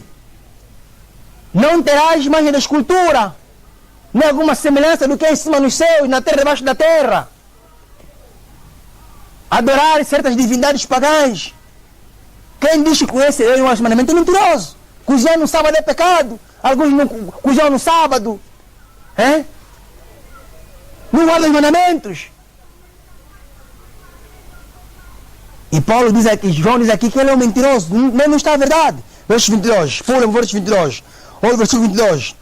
Quem é o mentiroso, senão aquele que nega que Jesus é o quê? É o Cristo. É o anticristo esse mesmo que nega o Pai e o quê? E o Filho. Muitos dizem não. Só cremos no Espírito Santo. Agora é a época do Espírito Santo. Mesma época de Jesus Cristo. Ei, irmão, isso é uma blasfêmia. Eles dizem não. Agora é mais a época do Pai. Agora é a época de Jesus. O Pai já passou. Nós temos que enfatizar os três, irmãos. O Pai, o Filho e o Espírito Santo. Porque os três representam só uma pessoa. Nós temos que enfatizar os três. A igreja de Éfeso é a igreja apostólica. Irmãos, Éfeso não era terreno fértil para heresias e apostasia. No final do século I, entraria o anticristo no meio dos anciãos. E Paulo profetizou isso, que o anticristo entraria no meio dos anciãos depois da sua morte. Quando os apóstolos começaram a morrer, entrou agora a apostasia na igreja. Começou agora a entrar a corrupção. Os discípulos começaram agora a se apostatar, aqueles que foram instruídos, porque aqueles que eram os pais da fé, que conheciam o evangelho, começaram agora a morrer. João estava preso na ilha de Pátamos. Agora abandonaram o primeiro amor. Já não era mais uma igreja evangelística, não uma igreja contribuidora, não uma igreja fervorosa. De uma forma geral, foi uma igreja perseguida como a igreja do primeiro século. E ela não se encontrava em apostasia facilmente. E a igreja viveu um tempo de paz, não é? E, inevitavelmente, caiu a apostasia. E nos primórdios, a igreja de 27 de mulher também foi assim. Era uma igreja firme. Era uma igreja que começou a dar sangue um litro. O pastor Tiago White era incansável. Ele morreu de tanto cansaço, dar sangue litro na obra. Ellen White, Joseph Bates, Ian Edson e tantos outros irmãos pioneiros Eles tinham até casaco roto, calças rotas. Eles eram grandes missionários, eles pesquisaram, perdiam noite, faziam jejum e oração para descobrirem a verdade que nós temos hoje. Ganhavam apenas 3 centavos, eram obreiros de sustento próprio. Eles trabalhavam partindo lenha, partindo pedra para ganhar dinheiro e ainda tiravam 1 centavo, metiam no cofre para terem um fundo para poder criar folhetos. E não entrou apostasia facilmente naquela igreja, porque Deus estava a dar o dom profético e estava usando Ellen White como profetiza, e os pioneiros levaram o barco até onde eles conseguiram levar. Mas infelizmente, a nossa igreja começaram agora a entrar pastores que vieram com conceitos catolicizados e trouxeram a nova teologia dentro da igreja. Hoje agora a música está pervertida. Alguns estamos aqui, o nosso telefone tem Rafaela Pinto, é rock. Rock é pecado, irmãos. A letra é cristã, mas a batida é rock. Isso é aberração. E alguns estão a escutar Rafaela Pinto. Você vai ter caráter de Cristo como? Se aquilo é seu de guitarras, som ritombante, que mexe com o lado sensual. A melhor música é Inário, irmãos. É Inário, escuta Inário. Entrou a apostasia na igreja, irmão. Temos que admitir isso. Nós estamos assistindo Novo Tempo, estava dando a turma. Novo Tempo para quê? Leia Bíblia, descarta Novo Tempo. Nós estamos Novo Tempo, irmãos. Aí não tem nada para vocês. Leia Bíblia, Bíblia profecia. Alguns têm zap aqui nas suas casas. Estão a trazer Satanás nas suas casas. Demônios. Estão a assistir novelas, as porcarias de novelas. Assistir novela é pecado. Está em apostasia, muitos obreiros aqui estão em apostasia. Estão a assistir filmes da Hollywood. Adventistas corrompidos estão apostatados. Por quê? Porque não estão a ler o testemunho. Não estão a ler a Bíblia. Não estão a seguir o exemplo dos apóstolos da igreja de Éfeso, que não permitiram que a heresia entrasse, que não permitiram que entrasse a apostasia, preservaram bem o barco. Jovens, Apocalipse 2, versículos 4. Apocalipse, onde é o nosso ponto de partida. Apocalipse 2, versículos 4. Tenho, porém, contra ti, que deixastes o teu primeiro quê? Primeiro amor. Eles deixaram o seu primeiro amor. Fracassaram, apostataram, caíram. Será que nessa tarde estou falando para um obreiro aqui que deixou o seu primeiro amor? Será que estou falando aqui para alguém que deixou o seu primeiro amor, que agora tem apostasia tremenda, que antes orava muito, mas não está a orar mais? Antes acordava de madrugada para buscar, não está a buscar mais? Antes tinha casa aberta, dava estudos bíblicos, pregava bem o evangelho, não está a pregar mais? Agora, por que que a igreja individualmente perde seu amor? Nós perdemos o amor. Por que que quando nós víamos bem, mas depois de sermos batizados, depois de estar 3 anos na igreja, começamos agora a se conformar, ficamos agora em apostasia, ficamos agora letárgicos? Por quê? Oh, jovens, Mateus capítulo 24. Abram Mateus capítulo 24. Vamos entender por que que hoje agora a igreja está num declínio espiritual. Por que que muitos grupos hoje estão em apostasia? Por que que muitos membros hoje do grupo já não são mais como antes? Por que que muitos membros hoje já não estão mais com aquele fervor? Abramos Mateus vai nos explicar por quê. Mateus capítulo 24, versículos 13. Diz assim, versículos 12, perdão. Mateus 24, versículos 12. E por se multiplicar a iniquidade, o amor de muito quê? Irmãos, o que faz com que o nosso amor se esfria é a multiplicação do quê? Do pecado. Aqui no grupo, se vocês não começarem a pregar a vitória sobre o pecado, vai entrar muita apostasia, irmãos. Nós temos que pregar a vitória sobre o pecado, amém, irmãos? Cheios do Espírito Santo, nós podemos vencer o pecado. Agarrados em Cristo, jovens. Se vocês não pregarem aqui contra o pecado e alertar esses jovens que o pecado mata, aqui vai ter apostasia, porque a iniquidade vai se multiplicar. Se nós não enfatizarmos que é possível guardar os 10 mandamentos e que o diabo é mentiroso, aqui vai entrar apostasia e vai se multiplicar o pecado. Porque a iniquidade e a multiplicação é que faz com que o amor de muitos esfria. Porque Deus falou lá em João 14:15, se me amardes, guardareis os quê? Os mandamentos. A prova de que amamos a Deus é guardar os mandamentos, irmãos. Guardar o sábado. Não termos outros deuses, não termos imagem da escultura. Honrar pai e mãe dentro do princípio. Se a mãe te manda cartão no sábado, não acarreta, é pecado. 6 dias a cartelagem, ponto final. Honrar pai e mãe é dentro dos princípios do Senhor Jesus Cristo, não é fora dos princípios. O pai te mandou comprar combustível no sábado, diz não. 6 dias comprarás combustível, 7 dias repouso. Não lavemos pratos no sábado, jovens. Não trabalhemos no sábado. Deus 6 dias para trabalhar, está na Bíblia, não foi uma invenção, não. Guardamos os mandamentos. Temos que amar o próximo. Não adulterar, não matar, não mentir, não cobiçar. Devolver enfatização dos mandamentos do Senhor Jesus Cristo. Para que a iniquidade não se multiplique aqui no ministério. Senão muitos vão apostatar. E é a iniquidade que fez com que o amor da igreja de Éfeso se esfriasse. Jesus falou: tenho porém contra ti, vocês deixaram o vosso primeiro quê? Primeiro amor. Vocês eram fervorosos, vocês iam buscar os outros para vir escutar a palavra de Deus. Vocês traziam vossos amigos no grupo, agora estão aonde vossos amigos? Estão a perder o foco, estão a perder o amor. Irmãos, Deus chama a atenção nesta tarde de sábado e nos está a levar a uma igreja chamada Éfeso. E nessa igreja, era uma igreja que depois começou a desvincular-se pelo fato de que os discípulos haviam morrido já. Se nós lermos, irmãos, a mensagem, veremos quão bom e maravilhoso nosso Deus. O como Ele quer nos advertir para nos salvar da apostasia. Agora, o que é que estava causando o aumento da iniquidade dentro da igreja de Éfeso? A irmã White, a serva do Senhor, a profetisa, ela escreveu um livro, Seventh Day Adventist Bible Commentary, ou seja, comentário bíblico da Adventista do Sétimo Dia. Volume 7, na página 597, ela diz que os nicolaítas é que começaram a fazer com que a iniquidade se aumentasse dentro da igreja. Porque Jesus falou: tenho alguma coisa que eu aprovo, que vocês aborrecem, a exame de quem? Dos nicolaítas.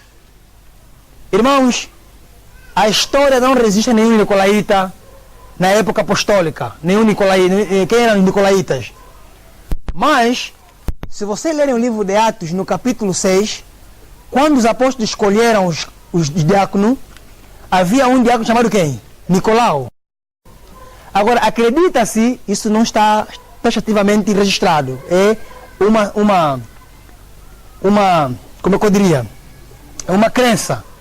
Acredita-se que esse apóstolo Nicolau, ele apostatou e criou uma doutrina. E essa doutrina é que vai ser chamado de a doutrina de quem? Dos nicolaítas. Agora, ela usa Judas capítulo 1, versículos 3 e 4, e ela aplica isso aos nicolaítas, e ela aplica isso como algo que estava a fazer com que o pecado se aumentasse na igreja apostólica. Vamos abrir Judas capítulo 1. Abra a tua Bíblia, você vai aqui para ler Bíblia. Judas capítulo 1, versículos 3 e 4. Vamos agora entender o que era a obra dos nicolaítas. E vamos agora fazer uma aplicação, porque os nicolaítas também estão aqui dentro do grupo, e estão nas igrejas muitos nicolaítas. E vamos ver quem são esses nicolaítas. Judas capítulo 1. Ela não tem capítulo, isso é para simplificarmos. Judas versículos 13. Amém? Diz assim, Judas, versículos 3 e 4. Amados, procurando eu escrever-vos com toda diligência acerca da salvação comum, tive por necessidade escrever-vos e exortar-vos a batalhar pela quê? Que uma vez foi dada a quem? Estão a ver? Aqui a fé não é a fé em Jesus, aqui a fé significa a doutrina. Nós temos que batalhar a favor da doutrina, irmãos. Porque nós recebemos a mensagem presente para preservar e ensinar.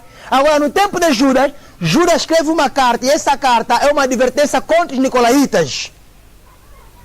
Porque estavam a se desertar daquilo que era a verdade que eles haviam recebido dos apóstolos. Olha o versículo 4. Porque se introduziram alguns. Esses alguns aqui, esse termo alguns, a irmã White aplica aos nicolaítas no comentário bíblico dos Adventistas do Último Dia, no volume 7, na página 597. Essa palavra, alguns, ela coloca entre parênteses, e nicolaítas.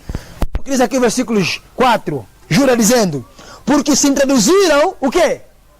Alguns, entre parênteses quem?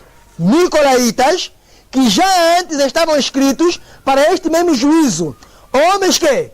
Ímpios, que convertem em dissolução a graça de Deus e negam a Deus, único dominador e Senhor nosso, Jesus o quê? Cristo. Olha, agora quem são os nicolaítas? Os nicolaítas são aqueles que convertem a graça de Deus em dissolução. Vou explicar isso aqui. O que significa dissolver a graça de Deus em dissolução? Irmãos, é a doutrina do peca e vive. Ah, não, irmãos, não vamos conseguir vencer. Salvação é pela graça, já estamos salvos. Jesus já morreu onde? Na cruz do Calvário. Não importa se você lisa o cabelo, se você pinta os lábios, se você mete decote, fio dentário, se você mete cortina, se mete yuki, para sair tem que meter milagem. Não importa se você veste em roupa cair, é aquelas calças do pecado lá, que a cueca aparece, sei lá, cintura baixa. Não, a graça basta. Jesus já morreu, não se esforce, irmão. Você é pela graça. Isso é graça barata, vai para o inferno. Judas aqui diz que eles fazem a graça em dissolução, irmãos. Salvação é pela graça, é pela graça. Mas a graça não nos deixa no pecado, tá vendo, irmãos? Jesus não vai nos salvar no pecado, mas vai nos salvar do pecado. Não é no pecado, irmãos, mas do pecado. Agora, todo irmão que ensina que não vamos conseguir vencer o pecado é nicolaíta. Aqueles irmãos que ficam na parede às 19 horas com as irmãs são nicolaítas. Aqueles irmãos que tiram foto no Facebook com as irmãs e dois se postam são nicolaítas. Porque os nicolaítas fazem parecer o mal, gostam de se abraçar com as irmãs. É tua namorada? É tua noiva? É tua mulher? A presença do mal é pecado. É nicolaíta. São aqueles que gostam de ter as moças, conquistar as moças, são nicolaítas. Porque os nicolaítas gostam de fazer sexo sem se casar. Gostam de se masturbar, meter sabão para se masturbar na casa de bar. São nicolaítas. São aqueles que dizem, não, beijar não é pecado, é só beijo, é selinho. São nicolaítas. São aquelas irmãs que metem a saia acima do joelho, são nicolaítas, para tentar os irmãos. A saia é 53 centímetros depois do joelho. O joelho não pode aparecer. Porque você não vai mostrar tua cueca, não. É nicolaíta. Aqueles irmãos que metem calça apertada e o volume aqui na frente fica bem apertadinho, são nicolaítas. Você não vai aqui para mostrar o teu sexo, não. É nicolaíta. São os nicolaítas. Eles estão aqui para deixar cair os obreiros e as obreiras. São nicolaítas. Porque eles transformam a graça em dissolução. São nicolaítas. Os nicolaítas estão aqui infiltrados. Temos que ter cuidado para que a semente de nicolaíta não polua aqui. E temos que vigiar, jovens. São nicolaítas. Queridos, Judas 1, versos 4. Fala dos nicolaítas. E Judas escreveu para advertir contra os nicolaítas. Aqueles que dizem que não vamos vencer pecado. São nicolaítas, jovens. Pecado é para ser vencido. Cristo não veio para salvar no pecado, mas do pecado. Jovens, Jesus vai vir e vai queimar os ímpios com fogo. Não porque ele tem prazer de queimar as pessoas, irmãos. Porque a destruição é uma obra estranha de Deus. O caráter de Deus não é destrutivo. Deus é amor, amém? Amém. Mas Deus também é justiça. E é isso que nos prega hoje. Só queremos dizer Deus é amor, Jesus é alma, Jesus é amor. Então na justiça. Ele destruiu o mundo com água. Todos afundaram. Queimou Sodoma e Gomorra. Botou fogo naquela cidade, irmãos. A mulher de louco, mulher na cantina, olhou para trás porque estava agarrada com a sua cantina. Queimou! Jovens, Deus não é só amor, Deus também é justiça. E Deus está nos dar tempo de misericórdia, irmãos. 1844, 2017. Estamos a 173 anos de misericórdia como adventistas. A idade que você tem é o tempo de misericórdia que Deus te deu. Tens quantos anos? 20? 20 anos de misericórdia. É bom você melhorar a tua vida, jovem. Tens quanto? 30, 25? É misericórdia. Deus está te dando chance para você vencer aquele pecado que você é guardado com Ele. Está te dando chance para você emendar o teu namoro porque não está bom diante de Deus. Está te dando chance. Deus te dá chance para que eu também emende minha vida, continue firme, contra o pecado. Está me dando chance, jovens. Estamos no tempo da misericórdia. Em breve Deus vai colocar a sua justiça. E Ele colocou no tempo de Noé. Noé, o fim chegou. Já deu muito tempo. Continuam a beberem. Continuam a fazer sexo. Continuam a escutar Anselmo Ralph. Continuam a assistir na igreja. Essas porcarias do diabo. Eu já dei muito tempo, Noé. Prega. 120 anos, Noé. E Noé pregou 120 anos. Ninguém se arrependeu. Todos entraram em apostasia. Só 8 se salvaram, jovens. Deus derramou o dilúvio. Todos morreram. Foram afogados. Abraão intercedeu. Irmãos, se os mundanos lá fora estão a viver, é graças a nós. Amém, irmãos? Amém. E se nós estamos a sofrer, por causa de quem? Dos mundanos. Mas Deus não se deixa escarnecer. Em breve Ele vai ter que vir para limpar este pecado neste mundo, irmão. E se o pecado estiver no teu coração, não tem como. Olha, certa vez um homem meteu fogo lá no mato. Ele queria fazer uma caça. Estavam fazendo uma caça. E lá no mato o costume é esse. Colocaram cercos com os cães e colocaram fogo. E o fogo vinha vindo. Só que havia o gafanhoto e a borboleta. A borboleta, quando viu o fogo vindo, bateu as asas e voou. O gafanhoto, ao invés de voar, se abraçou ainda mais firme no quê? No capim seco. E o fogo o quê? O consumiu. Jovens, quando Jesus vier, Ele não vai vir para destruir pessoas. Jesus virá para destruir o pecado. O problema dele não é você, é o pecado. O que incomoda a Deus não é os seres humanos. Deus ama o ser humano. Deus ama o ser humano, mas Ele aborrece o quê? O pecado. O diabo aborrece o ser humano e ama o quê? O pecado. Deus virá para queimar o pecado. Mas só que, quando você está em pecado, não quer deixar o pecado, só quer destruir o pecado, não tem como. Ele vai te queimar você o pecado, porque você está agarrado com o pecado. Eu quero botar fogo na cadeira, e a irmã não quer levantar, ela se agarrou com a cadeira, eu vou queimar os dois. Os nicolaítas, jovens. Oh, queridos jovens. Jesus nos chama e Ele diz por que a iniquidade se aumenta. Queridos, os nicolaítas transformaram a graça de Cristo em uma licença para satisfazer aos prazeres da carne. Jovens, a inclinação da carne é morte. E este ensino nicolaíta é um cumprimento do que Jesus profetizou de que o amor se esfriaria devido ao aumento da quê? Da iniquidade. O amor leva-nos à obediência a Jesus, João 14,15. A iniquidade leva-nos à desobediência.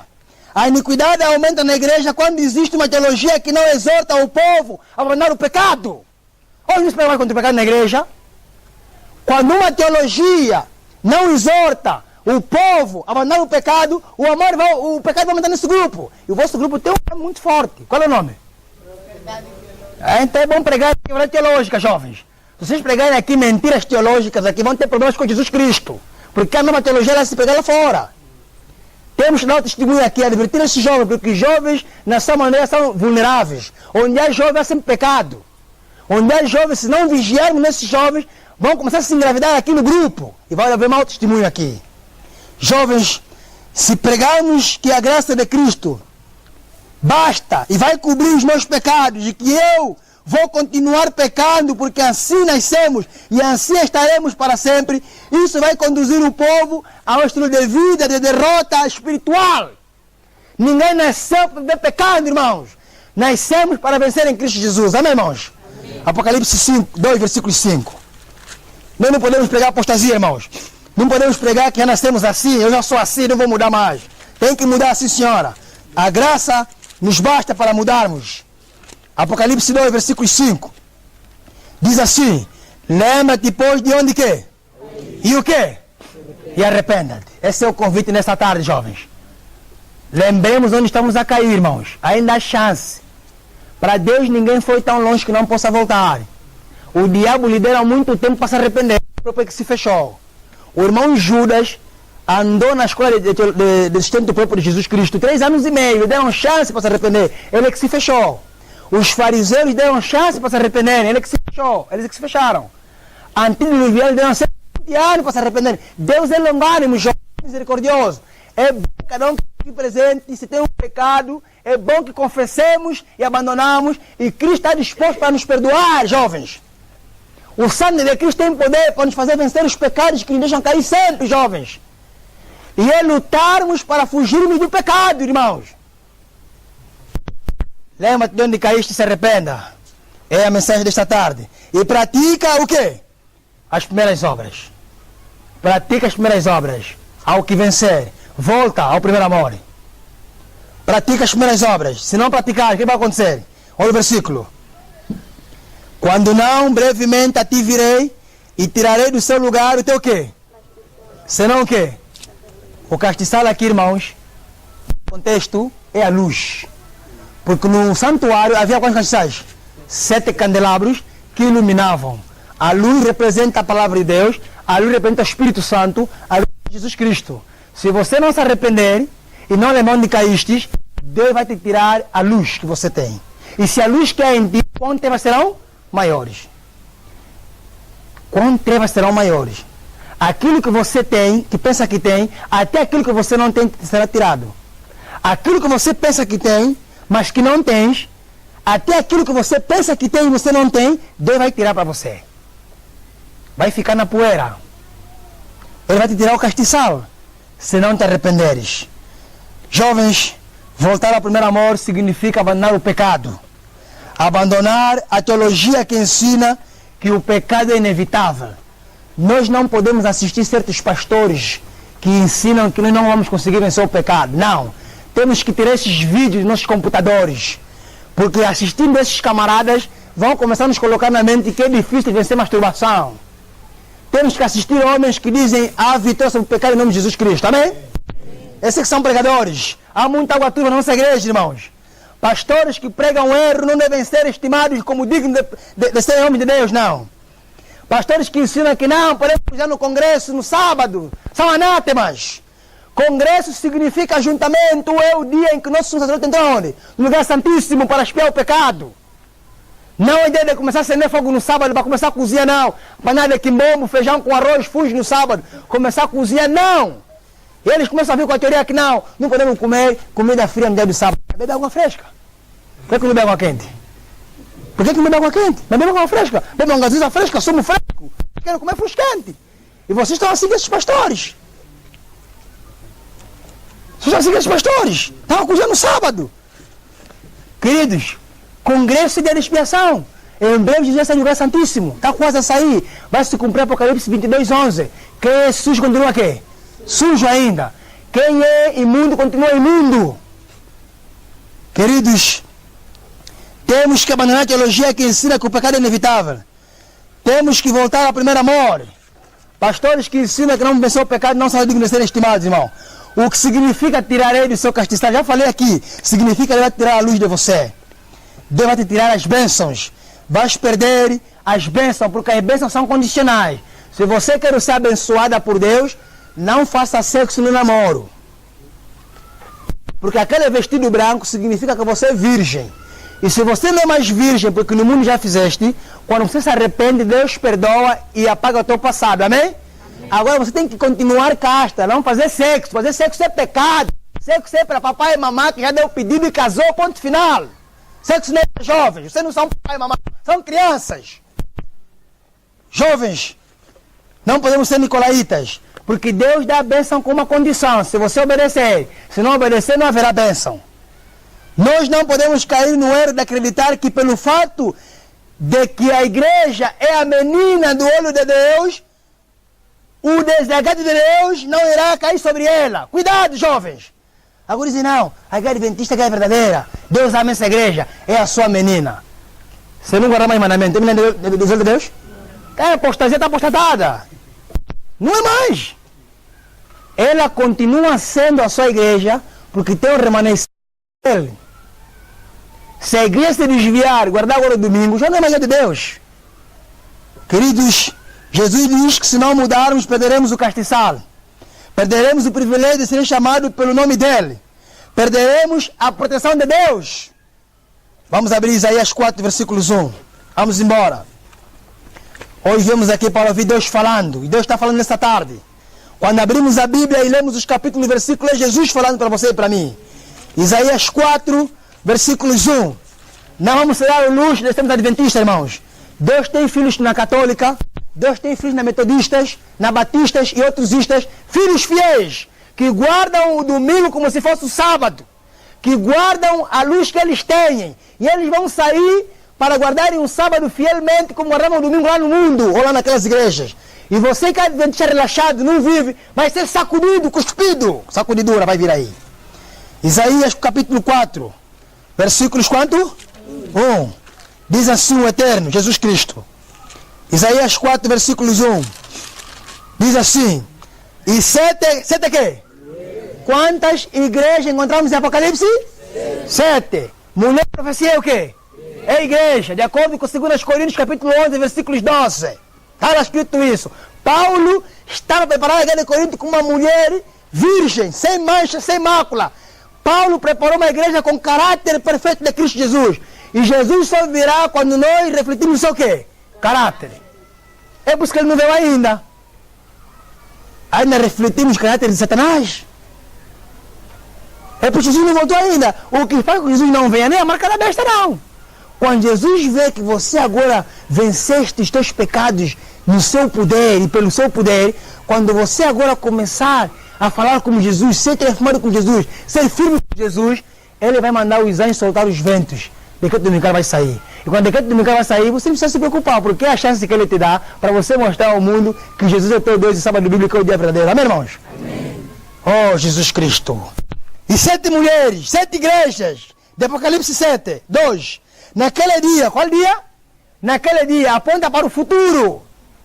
Esta é uma profecia de Isaías, apontando para o futuro. 7 igrejas desse 7 período profético. E 7 mulheres naquele dia lançarão mão de um quê? De um homem. Quem é o homem aqui na profecia? Jesus Cristo. Dizendo, nós temos de novo o quê? Parem aí. O que é pão na Bíblia? Palavra de Deus. Vamos ver. O que está dizendo aqui?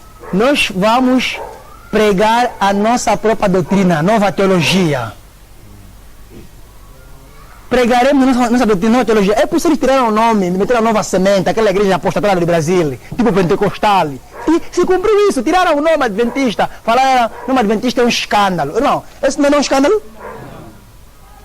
Somos protestantes, irmãos. É que nos diferencia que somos povo de Deus.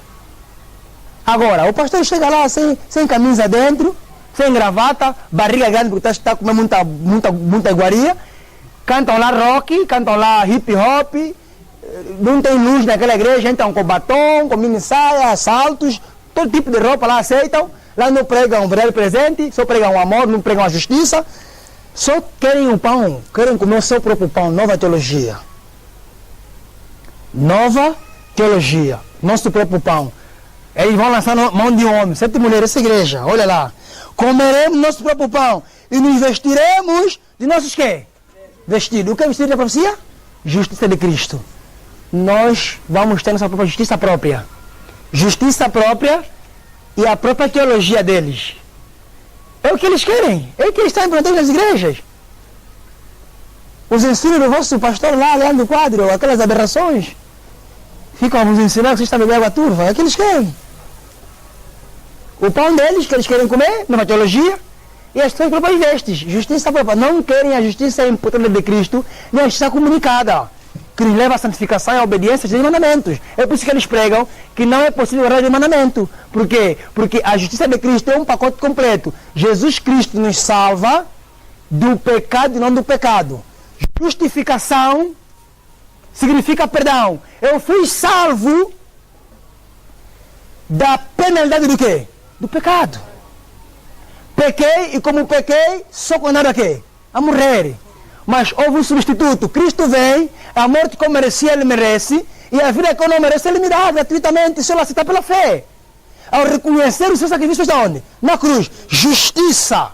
Justificação. Ele me justifica. Então eu sou salvo da penalidade do pecado. Agora, vem ali a santificação.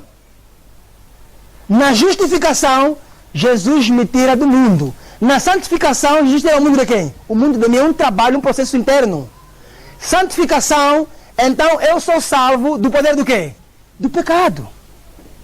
Agora, na santificação, eu tenho que obter vitória sobre o pecado, porque agora os mandamentos é santo. E quando Cristo vier, eu serei o quê? Glorificado. Sou salvo da presença do quê? Do pecado. Estão entendendo, jovens? Justificação, santificação e o quê? Glorificação. Na justificação, eu sou salvo da penalidade do pecado. Na santificação, eu sou salvo da presença do pecado. E na glorificação, aliás, na santificação do poder do pecado. E na santificação, sou salvo do quê? Da presença do pecado. Agora, eles negam isso. Eles só enfatizam o quê? Justificação e depois o quê? Glorificação. E negam o Espírito Santo, porque no santuário nós temos o quê? O pátio, o santo e o quê? E o Santíssimo. Jesus no pátio, Espírito Santo no santo e o Pai no Santíssimo. Agora, queremos sair do pátio para o Santíssimo sem passar aonde? No santo. Estamos a negar o Espírito Santo. Estamos a negar o Espírito Santo, porque o Espírito Santo é que trabalha em nós a obra da quê? Santificação. Queremos ser glorificados sem sermos transformados. É impossível. Vai aonde? Qual é o céu? Não pode. Essa profecia, vou repetir. E 7 mulheres naquele dia lançarão a mão de um homem, dizendo: nós comeremos do nosso próprio pão e nos vestiremos dos nossos próprios vestidos. Tão somente queremos que sejamos chamados pelo teu quê? Irmãos, qual é o nome que nós temos hoje? Qual é o nome? Adventista 7º dia. Esse nome é profeta. Sabiam disso? Deus que deu. Queremos ser chamados de adventistas, mas queremos as nossas próprias vestes, justiça própria, e queremos o nosso próprio pão, nossa teologia. Estamos a negar a teologia que é possível vencer pecado, que é possível guardar os mandamentos. E aí os jovens continuam sempre a se masturbar, a pecarem, a se fornicarem, a se pegarem na xuxa, na bunda, a adulterarem, a assistir filmes, a comer bolota, tudo isso, queremos tudo isso. Quando nos pregam a verdade, não, irmão, é muito duro, irmão, não podia falar assim, até isso é pecado. Até já isso é pecado. São fanáticos, extremistas. Estão a ver aqui? E eu não sou pobre. Quem dá o nome adventista é Deus. Adventista significa aquele que aguarda e apressa a segunda vinda de Cristo. Amém, irmãos? Amém. 7º dia é o sábado bíblico da criação, que Deus nos deu para guardarmos, para adorar nele. Queridos, Deus chama-nos. E Deus quer que nós sejamos salvos. Esta é a mensagem para a igreja de Éfeso. E Éfeso representa você, Éfeso representa a mim. Fomos chamados para sermos elogiados por Jesus se fizermos aquilo que os outros fizeram. Deus reprovou essa igreja num ponto em que eles fracassaram após a morte dos apóstolos. Perderam o primeiro amor. A mensagem foi: lembra-te de onde caíste e o quê? E arrependa-te. E pratica o quê? As primeiras obras. Será que vocês perderam o vosso primeiro amor? Não percam o primeiro amor, jovens. E se perderam, lembra de onde caíram e arrependam-se. E praticam as primeiras obras. Vivam o Evangelho na prática e trabalhem o máximo para salvar o maior número de jovens. Porque há muitos jovens que estão a ser corrompidos pelo diabo. Aqui no vosso bairro 71 tem que pegar fogo. A mensagem tem que avançar a ferro de fogo. Jesus tem que voltar, irmãos.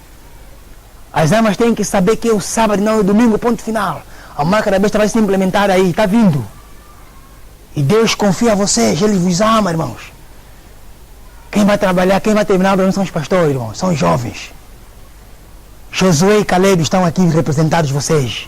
Moisés morreu no deserto. Os mais velhos morreram, os pastores vão morrer. Alguns pastores estão em apostasia, estão apostatados. Alguns pastores vão à noite, são bruxos. Não estão a ser mais usados por Deus, irmãos. Deus agora conta com vocês, irmãos. Coloque isso na vossa mente, meus irmãos. Deus conta com vocês, jovens.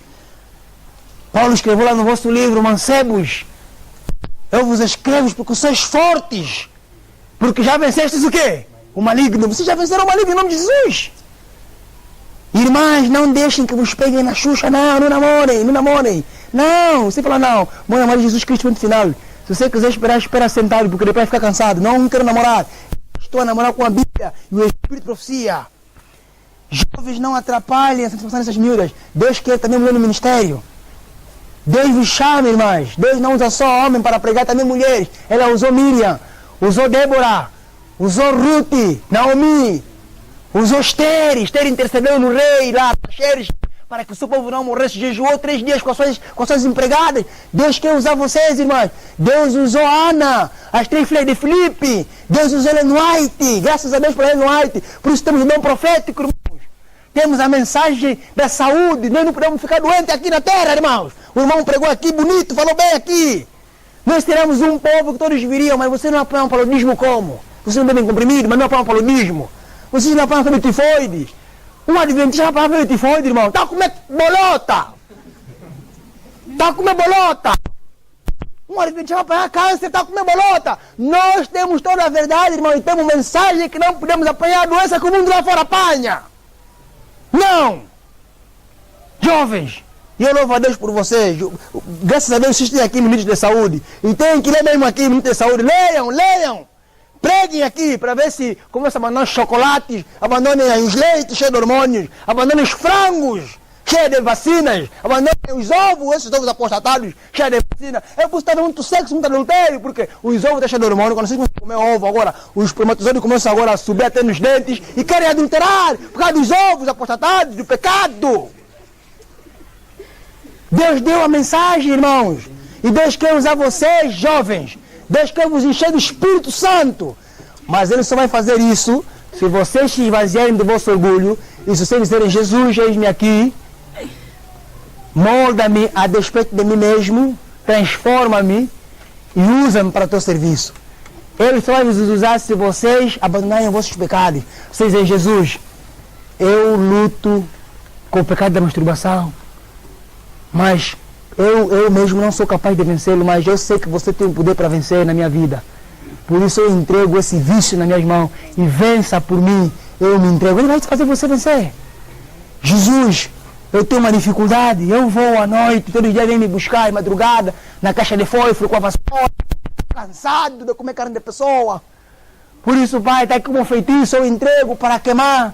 Ele vai queimar, ele vai te transformar. Eles não vão vir te buscar de noite para você voar com eles, não. E quando eles vêm, vai encontrar um anjo poderoso, vai dobrá-los. E você não vai mais à noite. Mas é preciso você trazer teu feitiço aqui para ser queimado. Tem medo de quê? Traz! Vamos queimar! Traz aquela cinta na bunda, aquele boneco, aquela panela que você tem lá embaixo da tua cama, que a tua mãe te deu, a tua avó, aquele ritual que te fizeram. Desfaz essa brincadeira. Porque bruxo não entra lá, está no Apocalipse, onde foi feiticeiros. Traz!